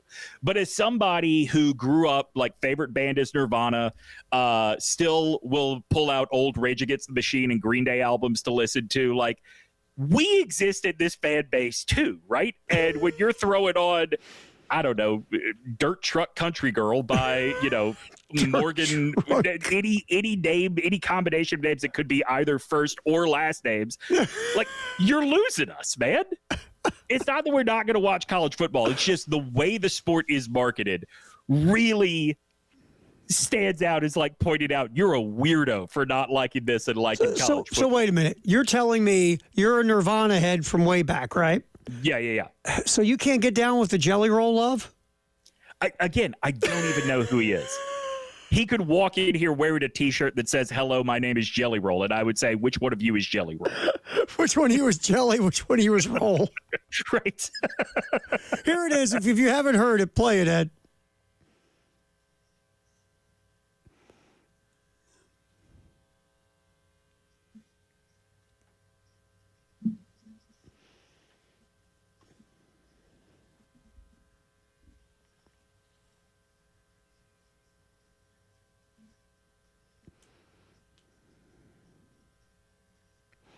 Okay, so I'll say this to your point of like, look at the NFL.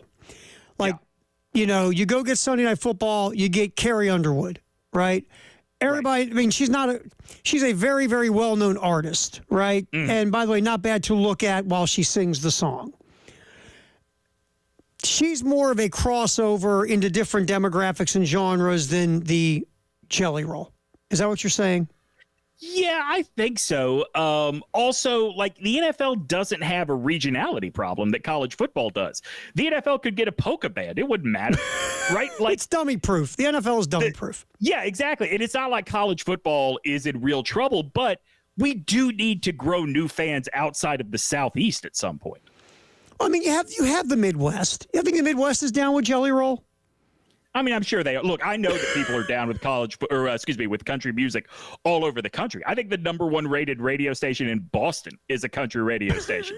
I just mean that, like, the way these people come on and talk about the tradition of college football doesn't feel like they want new people watching. Too regionalized. I kind of get you. I get you. You're warming me on your argument. You're warming me. All right, what's trending at 2 coming up next on the halftime show in the game?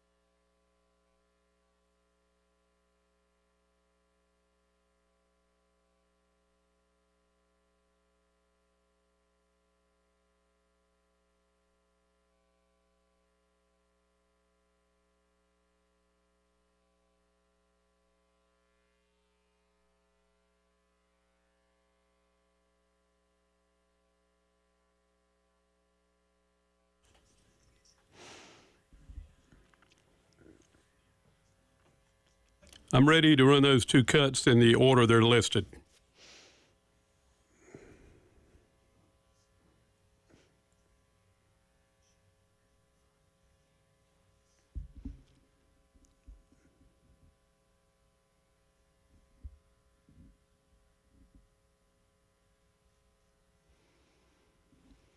Halftime show, Terry Ford, Demetri Ravenos, Ed Bird. We roll till 3 here on The Game. What's trending at 2, sponsored by Traditions Fine Jewelry and Gamecock Traditions.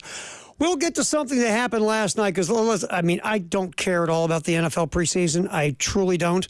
But something happened last night that was interesting. Terry, there's an opportunity for us to do the funniest thing based on what happened last night in the Panthers-Patriots game. Yes. It's worth talking about. We'll get to that in a minute. Yes, we will. But you want to circle back what we were talking. You have a text you want to get to. Yeah, I said that I think about your hate for country music.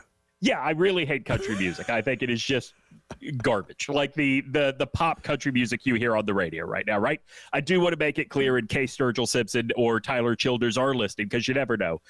You guys rule. I love your music very much. But this new ESPN college football theme performed by Jelly Roll, I said that I think is a miscalculation, that ESPN keeps wrapping college football in country music in these guys whose songs are created by algorithms to show you how down home and southern they are. I think it seems very alienating to people outside the South with college football. Someone texted us and said, quote, "Y'all are lost. Jelly Roll started as a rapper, definitely reaches all with his music." Listen, he may have started out rapping. He did, yeah. All right, I totally believe that. I'm guessing nobody that listens to rap ever went, "Oh, you know who's awesome? Jelly Roll." I'm guessing. Well, here's my rapping for a very specific audience. And Texter, we appreciate you. Matter of fact, I was told that this morning. Preston told me that this morning because Preston was giving me the rundown on Jelly Roll, and even me saying that out loud makes me laugh. I got the rundown on Jelly Roll. But here's the thing is, I guess my first thought was, well, if he was so good as a rapper, why would he become a country artist? Yeah, I say that all the time about Nelly. How come, if this guy was a great rapper, how come the only work he gets now is guesting on country albums? So, I mean, and again, this is no disrespect. Look, Jelly Roll's a great story. His backstory is really good. What he's come back from and all that, and he's selling a ton of records. I think he's selling out here in Columbia coming up soon. He's got a gig, I think, in Columbia. So there are a lot of people that love the Jelly Roll. So what you're just saying is you don't believe country music in general is what college football should be using to market itself at this time.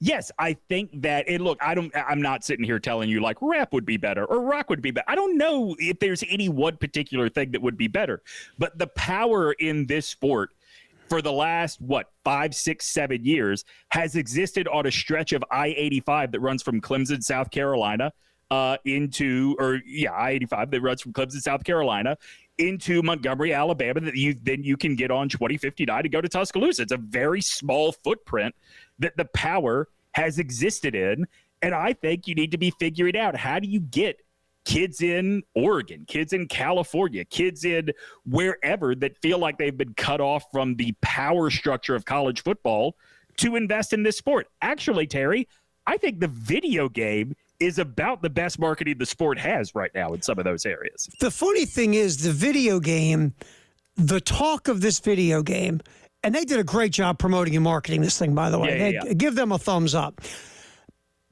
Tyler, Elijah, guys, they were around 30, a little bit late 20s, whatever. I mean, they started drooling when this thing was coming out, right? Oh, it's early crazy. 40s. I started drooling. Right, exactly. So you look at it as the idea that you've got about a 20, 25-year span of demographic who, all over this country, by the way, there are people that don't even watch college football on Saturday that have been playing this game all week long. It's just that I agree with you. I think that game and the way it was marketed in this offseason and the way that they, just gave little pieces of breadcrumbs of information about players and all this other stuff, you couldn't have done it better. Yeah, agreed. And I think that, to your point, forget Jelly Roll and peanut butter and jelly and anything else you want to go into. That's the kind of stuff that has really helped market the game. Look, if you look at ratings of sports in this country, the NFL obviously rules. College football is the second most viewed sport in this country. Right. And so I think there's something that the sport can look at to take a step back and say, okay, we don't want to be NASCAR and totally wipe out our heritage to go, run for the dollars.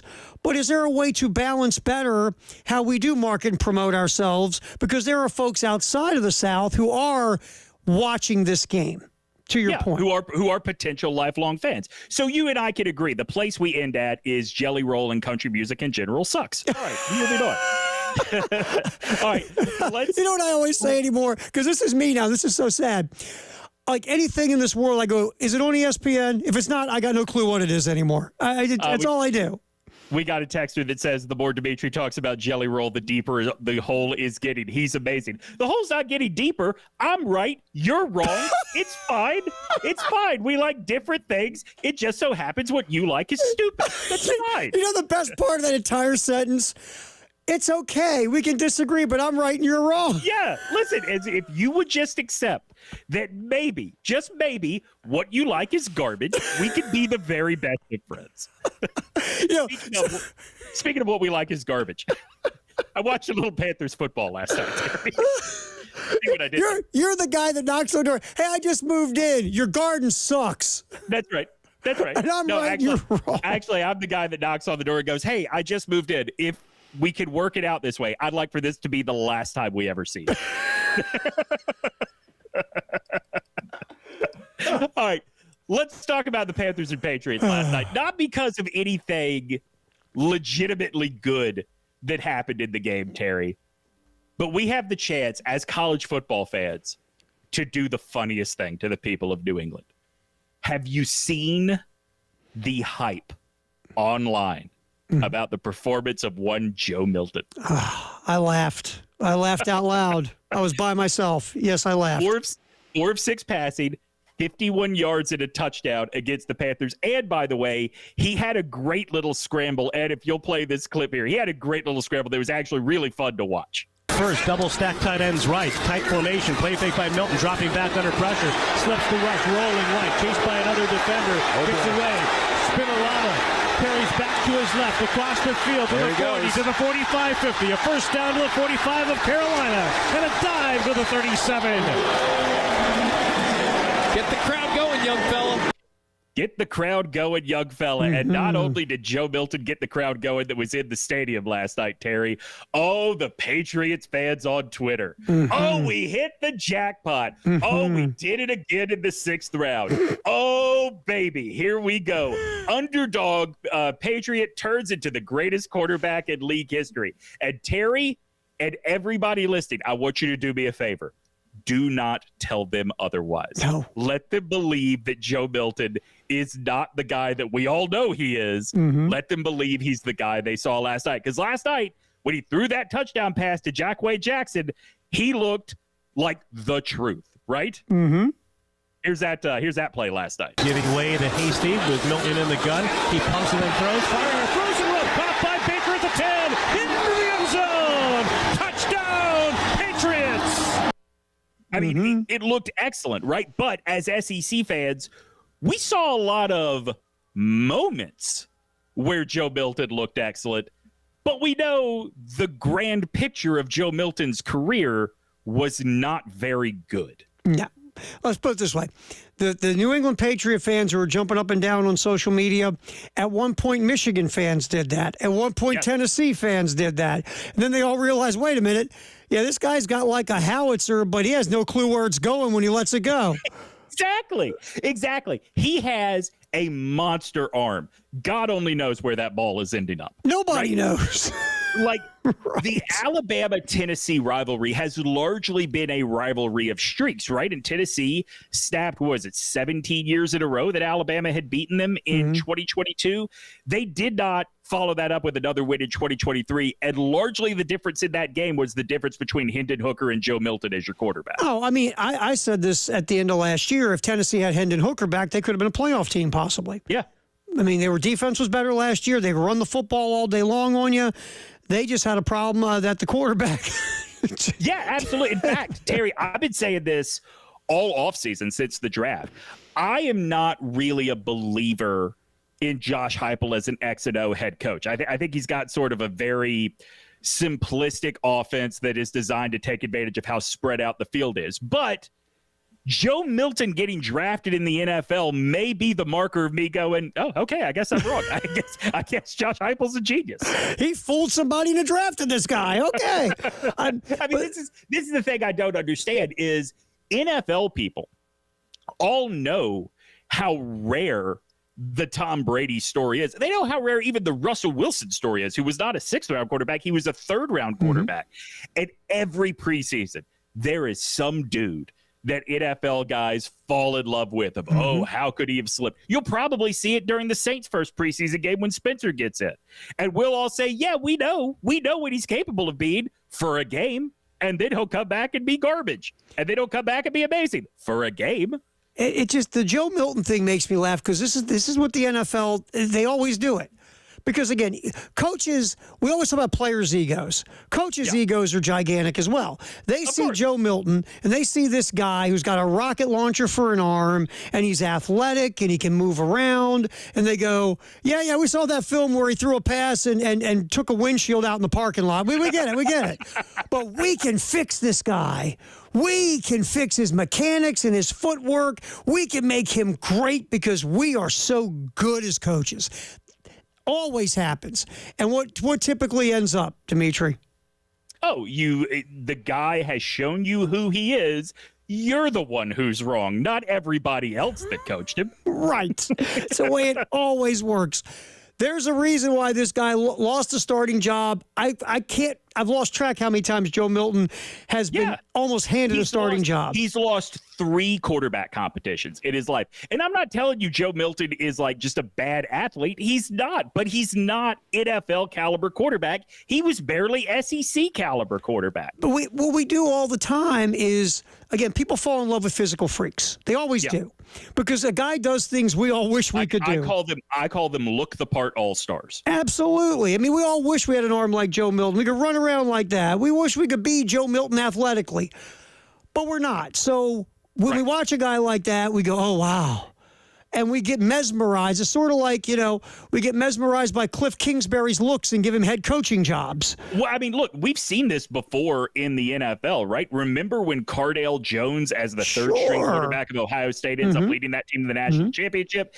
He gets drafted into the NFL, and what happens? He shows you why he was the 3rd-string quarterback on that team. And he's not in the league very long. We always fall in love with the physically gifted freak athlete who might not be really good at the actual game, but he shows you enough things that you go, wow.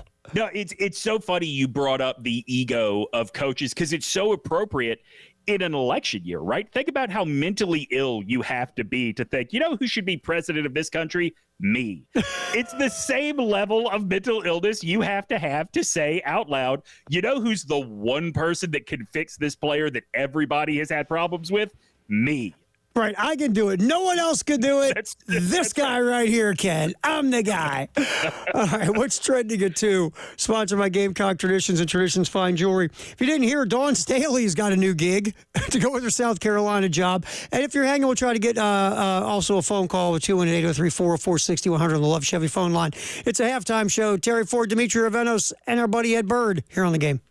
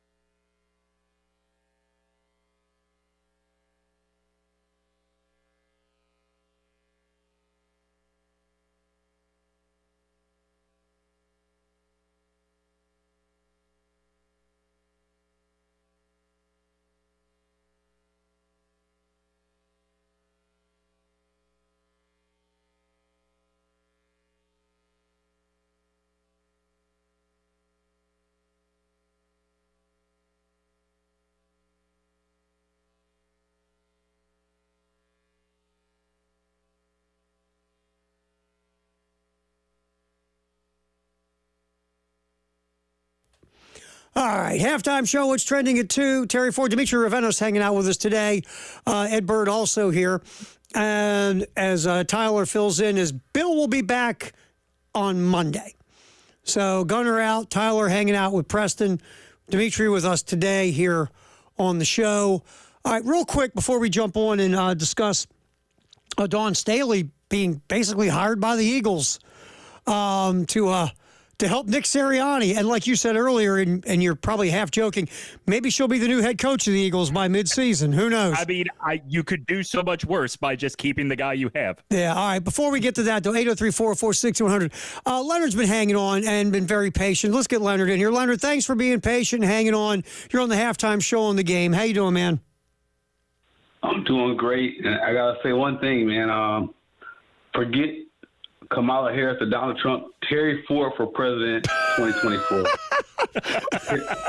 You know what, Leonard? Baltimore in the house, man. You're representing 410 really great, man. Thank you, Mr. Ford. No, thank you, Leonard.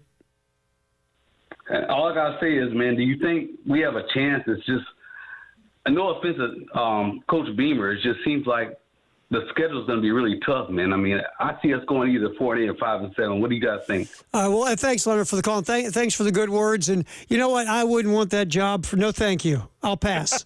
I will pass. I didn't realize just being from Baltimore was the only thing you needed to be president. Let me tell you what, man. You go walk those streets, my friend. Don't get me wrong. I have. I get what you're saying. I just didn't realize it was a qualifier. I love my hometown, but please. Anyway, thanks for the call, Larry. We appreciate it. Look, here's the thing about South Carolina this year. The schedule is. Look, if you break down the strength of schedule compared to last year, it's not as difficult. Last year was like the third most difficult schedule in the country. This year, it's like in the top. It's only, Demetri, in like the top 35 or top 30, depending on the metric. Right. So it's a tough schedule, and you have so many unknowns on offense. You just do. Yeah. What Leonard's saying, could you make the scenario there a 4 or 5 win team? Sure, you could. Absolutely, you can make the case of Lennar Sellers struggles. He doesn't, develop the way everybody hopes he'll develop. The offensive line, despite the fact you think it should be better, isn't a lot better. The receivers who, you got a lot of guys who have done stuff in different places but never in the SEC, they're not what you hope they would be, and your offense just sticks in the mud all year. And then, there's also just the things that you have no control over, whether it is Rocket Sanders, whether it is Mo Kaba. You do have some significant contributors that are coming back from serious injury, and there's no way to project out how that's going to go. Yeah, so, I mean, can you make the scenario of worst case? Yeah, your worst case scenario is all these question marks or enough of them go in the wrong direction that you're fighting to be a 5-win team again. Absolutely, you can make the case for that. Vegas says this is a 5.5. 5.5 is the number. Right, 5.5 is the number. And the favorite is over. So you got to assume Vegas is saying this is a 6-win team. For me, again, it feels like I feel like they can win 6.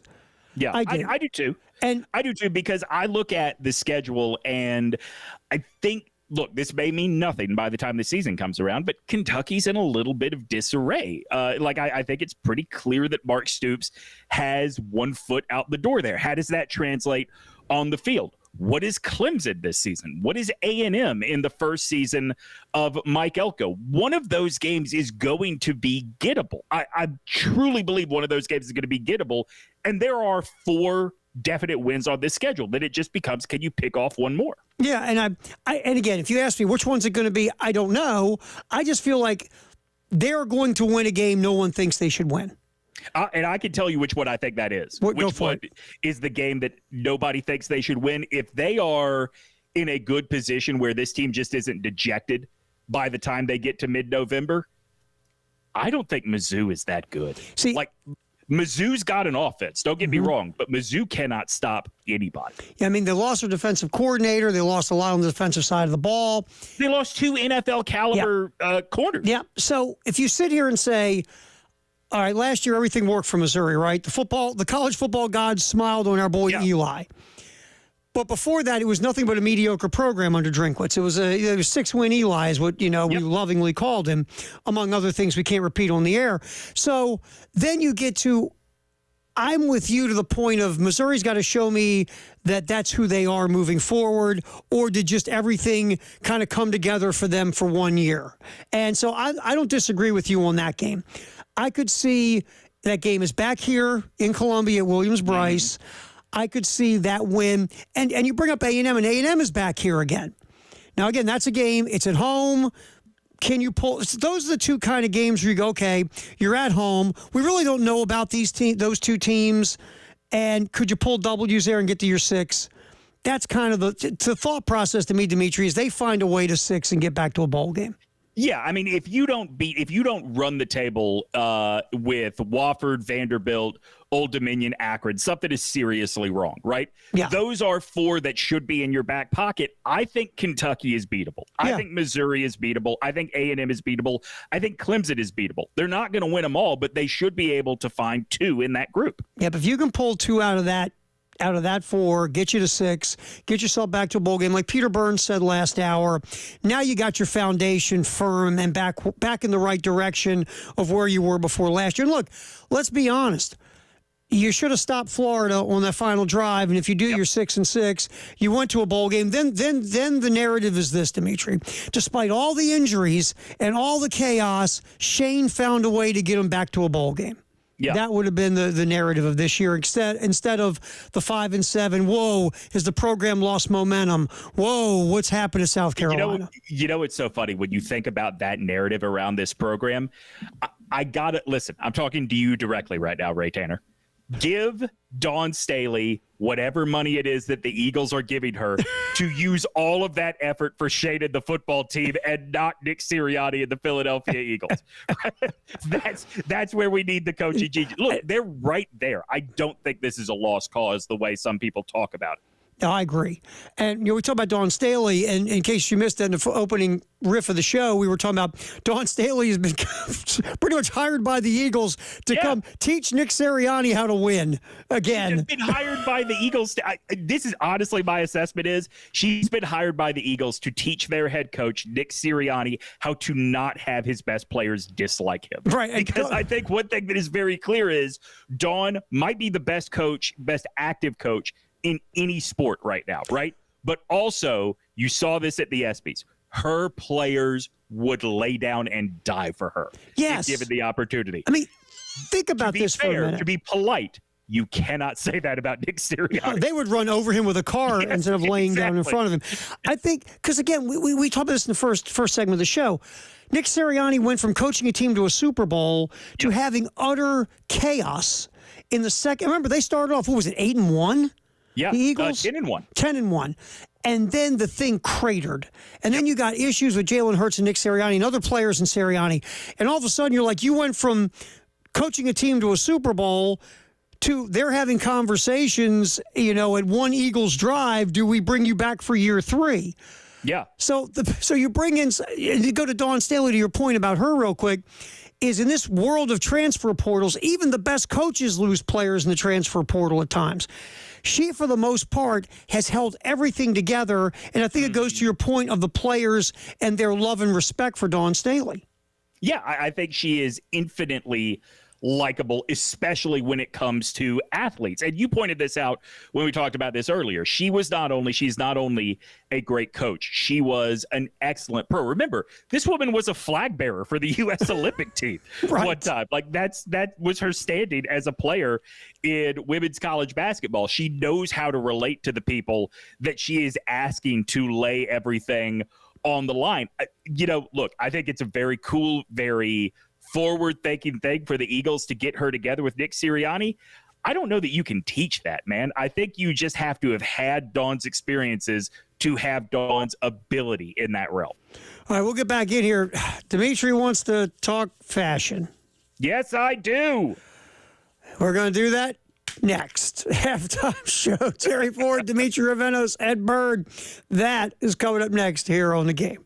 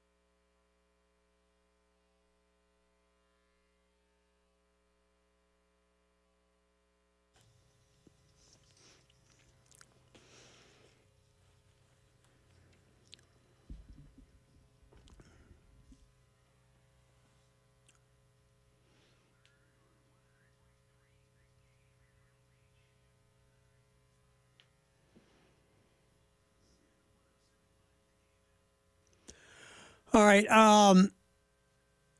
I barely watch, just looking up every now and then. And if you listen to the show, you know that I'm not the biggest soccer guy in the world. But this gold medal match between Spain and France, Spain was up 3-1. I figured that's over. Then I look up, France ties it at 3, and they're going into the extra time. Spain now leads this thing 4-3. Yeah, and extra time number 2, I think has 10 minutes left, maybe a little less than 10 minutes. There's still time that this thing could go 4-4, and we're going to go to another. It's crazy. I mean, again, this will be, I'm guessing, for people who talk about, the gold medal game in Olympic soccer, this is going to go down as one of the best ever, because this thing's been just ridiculous. Jeez. Yeah, I mean, look, that is the nature of these Olympics. This morning I watched the bronze medal match in men's volleyball, USA and Italy, and the USA ends up sweeping Italy 3 straight games, but all of those games went down to the final, whatever you call it, frame, service, whatever the case may be. Even when it's a blowout, it's still close in these Olympics. That's the thing about, we were talking about this earlier in the show, about what has made this Olympics so cool. It's been so compelling because everything has been a dogfight. Nothing has been, except for the American women's basketball team, who's crushing everyone.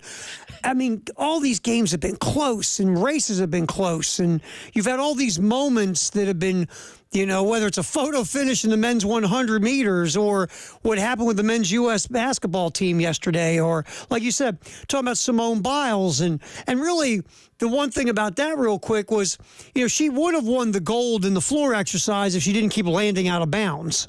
Right. She would have. Right. She had like 0.60 deducted for penalty because, she's in the air about 17 feet, so she lands out of bounds.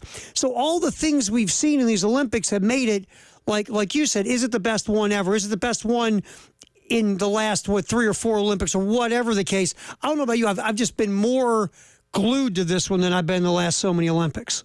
I think the last time I was this into it was 2008 in Beijing, what we will refer to as the Michael Phelps Usain Bolt Olympics. Yeah, that might be. You know what? I was thinking to myself, the last time I was totally engaged was when Phelps was going for that record. It's like as soon as, and it was amazing TV, right? Oh, absolutely. As soon as Phelps was done and swimming was over, bang, you've got Usain Bolt. And he was doing Usain Bolt things. Yeah, absolutely. And so, yeah, that was, because I was thinking in my head the last time I was making sure it was must-see TV for me, and I that was the one for me. Absolutely. Yeah. 100%. If you are on social media right now, if the conversation is not about the Olympics, especially for the last 2 days, Terry, have you heard the name Cale Zeldin? Well, I did after you told me about Cale Zeldin. Cale Zeldin is either the most stodgy human being on the planet or an expert at manipulating the anger of dudes like you and I. He has thrown out in the last 2 days 2 fashion takes that literally have gotten my blood boiling. I'm going to read them to you, and I'm going to read them to you, the audience. And I just want your reaction. I guess before I read, I should tell you 803-404-6100 for your reaction. Here's the first one. Gents, it's time to let go of the baseball cap. Outside of the arena of playing sport, it is a marker of either poor style or poor awareness. Have some dignity. Just take them off, especially inside. First of all, so my mom is a big, raised me as a big, you take your hat off in the house kind of person, right? Mm-hmm. And when I was younger, I thought, oh yeah, that does seem respectful. And as I've gotten older, I have thought, if you feel disrespected by me wearing a hat in your house, what fragile kind of dork are you? We're ready. You leave your house. Right. That's right. All right. Here's the other one. Mm-hmm. Again, Cale Zeldin, at Cale Zeldin on Twitter. T-shirts are underwear. Do not wear underwear in public unless you are working or exercising. This man is anti-baseball cap and anti-T-shirt. Well, it's simple. We have to find this individual and hurt him severely. Yeah, absolutely. There's no doubt. Listen, I have 2 theories about these takes, okay? The T-shirts are underwear take. Mm-hmm. That is a take left over before temperatures everywhere started rising and the world was on fire. It is too hot to wear T-shirts as underwear anymore. Right. I agree with you. Let me ask you this. How old is this guy? He appears to be, I would say, early to mid-50s. I would have thought he was going to be early to mid-80s, the way this guy was talking. Like, right? You know, it's like... It absolutely sounds like it. But his baseball hat take, I think, is a little bit younger than it may seem at first glance. And here's why, Terry. Baseball cap, to me, outside of a toboggan in the winter, a beanie, whatever it is you want to call it, in the winter, baseball hat's the only acceptable hat for an adult man. That's what I believe. You're not going chapeau? Top hat? Yeah, no, you're not going top hat? I do not need a pork pie. I do not need a bowler. I do not need a fedora, anything like that. I've only worn a baseball cap. I'm not very distinguished. I've never really put on. I've occasionally worn the winter, whatever the hell, ski cap, toboggan, whatever that thing is, because my head was cold. But I'm usually baseball cap guy, and that really has been it. Look, you and I are both bald. I am fully bald by choice, right? Well, I take that back. If I were to let my hair grow, I would still be bald. But I mean, I have shaved off everything in my head. I'm a cue ball. I cannot go outside in the summer like if my family, we love the national parks. If we go hiking, I've got to have a baseball cap, or else I'm getting burned like crazy. In the winter, I've got to have a ski cap because it is too damn cold to be bald in the winter, right? Exactly. Sure. Okay.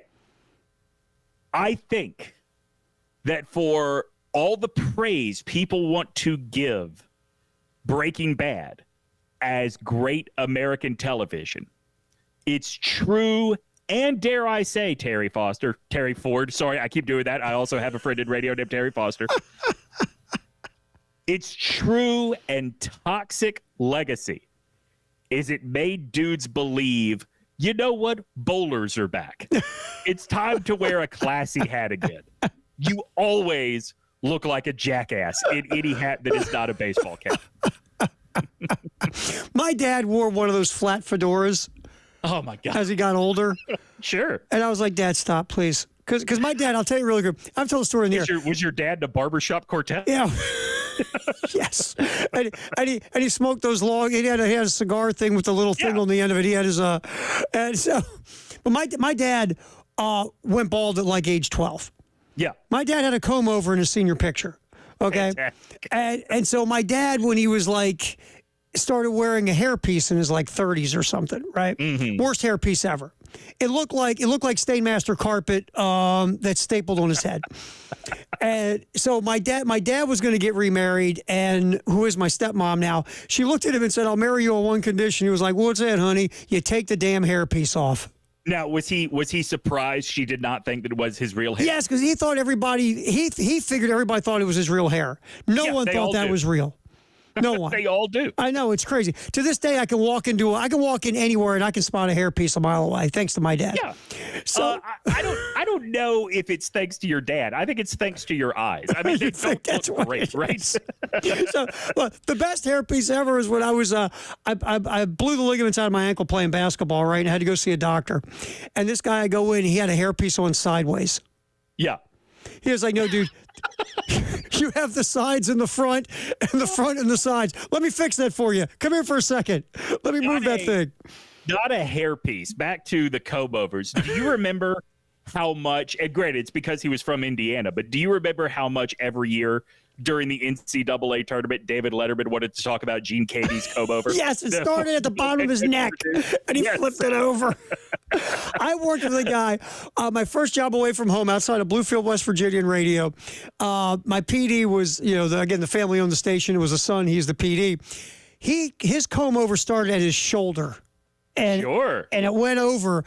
And one time we went and did a remote outside, and the wind kicked, and his hair, his comb over, like hit a dude in his car window on the road, like 50 feet away. It was tickling this guy's face.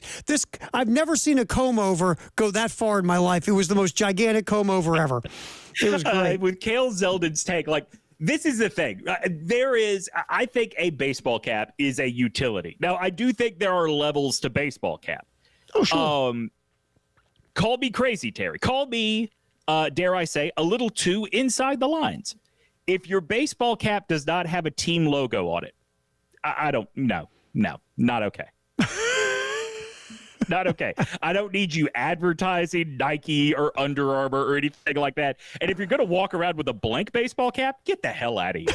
Yeah, I'm with you. I was like, well, there's nothing on the front of this. This should not be worn. You need something on the front of this thing. Exactly. I have basically a plain baseball cap that I wear when I work out, because otherwise sweat would be in my eyes all the time. I got it from a Sinclair gas station out in I don't know, somewhere, and it's got a little dinosaur on it, and it's adorable. It's adorable? Yeah. That's cute. You're adorable. Listen, I'm comfortable with who I am. You're adorable hat. All right, Firehouse Up Text Hour. Your thoughts on that? Feel free. 803-404-6100. Halftime show. Terry Ford, Demetri Ravenos, and Ed Bird here on the game.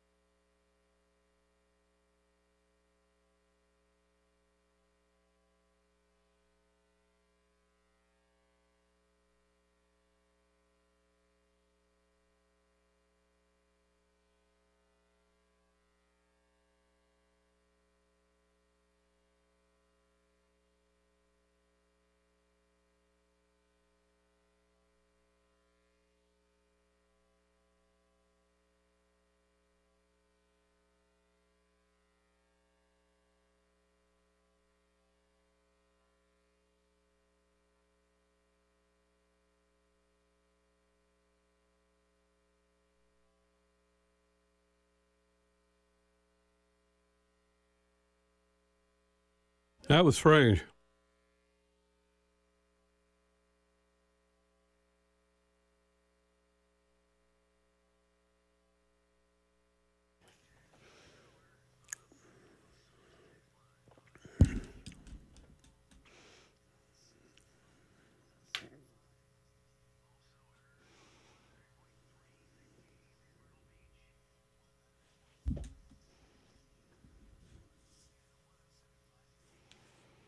All right, time for our Firehouse Sub text of the hour, 803-404-6100. Demetri Ravenos, what do we got? All right, we were talking about this guy on Twitter, Cale Zeldin, who has just the worst takes for men's fashion of all time. One of them is that T-shirts are underwear and should not be worn outside of workout situations. And the other is it is time for men everywhere to get rid of baseball caps. And that prompted Robert to say, agree with the baseball cap take, especially if you're over 15 years old, unless you're at the beach, lake, or a game. Dennis in Myrtle Beach said, I'm sorry, is this the sports station? And Keys responded, please stop. Look, we're talking about important stuff here. That's right. Baseball caps. Yeah, and fashion. Listen, I'm not one of those sports guys that are over sports, but like, it's August 9th. Relax, okay? We've got plenty of time to get into college football. Let me talk about baseball caps and T-shirts. And fashion. That's right. And fashion. That's high fashion for most of the guys listening to this radio station. That's important fashions right there. Ball caps and T-shirts. I'm telling you what the streets are saying about your get-up and that you should, take up arms. Go after, what's his name, Zale?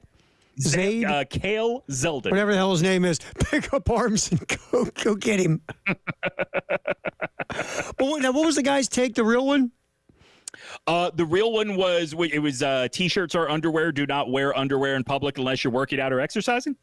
Yeah, come on. Please. Yeah, no, ridiculous. Stop. It's like a few years ago when they came for our cargo shorts. Stop that. Yeah, we grew up in the 90s. Of course we have cargo shorts, and we're going to fight you to keep them. That's right, and they're going to come down to our knees. That's the way this goes. It's corn to listen to something. That's right. All right, so now that we do see, and we talked about earlier with this whole quarterback thing in the SEC, and you brought that up, and we kind of went through the league. All right, which one of these unproven guys is easy as saying Nico is going to be the best of the bunch, or do you see one of these other guys sneaking up and being better than Nico? All right, so I am a true believer in Nico Iamaleava in Tennessee. Like every video of him that you see, it's like someone put together a video of this is how you throw a pass. Like it looks so perfect the way he operates. I don't know that I believe anybody is going to necessarily come out and be better than him. I do think that if you did not watch any of Diego Pavia last year at New Mexico State, I would tell you to put on a Vanderbilt game. You're going to be pleasantly surprised by that kid. I tell you, he completed a pass last year with his helmet on backwards. That's not an exaggeration. His face mask got yanked. The helmet got turned around backwards. He still thought, you know what I should do right now? Throw it. And he completed a pass. I got a 50-50 shot here. What the heck? Let's chuck this thing. Right. I remember that highlight. That highlight's fantastic. Yeah. I'll tell you the quarterback that we're not, just the whole thing, because everything's such a question mark in College Station. Connor Wegman was actually throwing the football really well before he got hurt last year. Yeah, so see, that's one that some people are calling a first season starter. And it could be a first full season starter, but he was supposed to be a first season starter last year. And so got I hurt. sort of put him to the side. Also, I don't know, based on what we saw Duke do last year, that it's going to be a major departure from Jimbo's offense, but we are talking about a new coaching staff, a new culture. So let's tap the brakes and wait and see on Wegman. I think the whole Texas A&M thing is going to be interesting. I do too. Because, again, Elko, look, yes, David Cutcliffe ran out of gas at Duke, right? But he still had some good teams. Yeah. It wasn't like Mike Elko took a Division III program and all of a sudden made it a good ACC school. But Elko did a good job at Duke. He really did. No, for sure. And Duke did the things you need to do as that kind of school to compete in football. Maybe not necessarily lower academic standards, but take into account is, if we say that the minimum GPA you can have to get into Duke is a 3.5, but hey, we're looking at a really good football player with a 3.48. We could let that slide a little bit, right? Like Duke became the kind of program that somebody like Malik Murphy who was the backup at Texas? At Texas, yep. Very desirable quarterback transfer ends up at Duke, because it's not the program that a few years ago was in a court of law trying to prove that you could not be as bad at football as they were without trying. That literally happened. And so, again, Elko. what he did at Duke, we got to give him a thumbs up, obviously. Of course. But now you go to A&M, which you know the lay of the land because you were there as defensive coordinator. Yeah. But it is going to be fascinating to watch year one, because sometimes a guy will take over a program from a previous coach. That coach does leave him a lot of talent, and all of a sudden they have this, wow, what a year. Who saw that coming kind of year? So, I mean, look, everything you're hearing out of College Station, dude, it sounds like the culture under Jimbo was bad. Yeah. I mean, it might just be a matter of new guy in charge could be the thing that changes everything. Remember, it's that new girlfriend philosophy. She's automatically great because she ain't the last girlfriend, right? There you go. There we go. That's all you need to know. My friend, it's been good hanging out with you for a couple days, dude. Yeah, always good hanging out with you. Glad Bill is back and everything's going to get back to normal in y'all. And, glad you found out about your hate of country music. That's right. I'm right. You're all wrong. Hey, we'll talk to you soon, my man. Appreciate you. All right. Demetri Ravenos hanging out with us. Halftime show, Terry Ford, Demetri, Ed Bird. Post-game show with Elijah and Mike Gillespie in for Jay. That's coming up next here on The Game.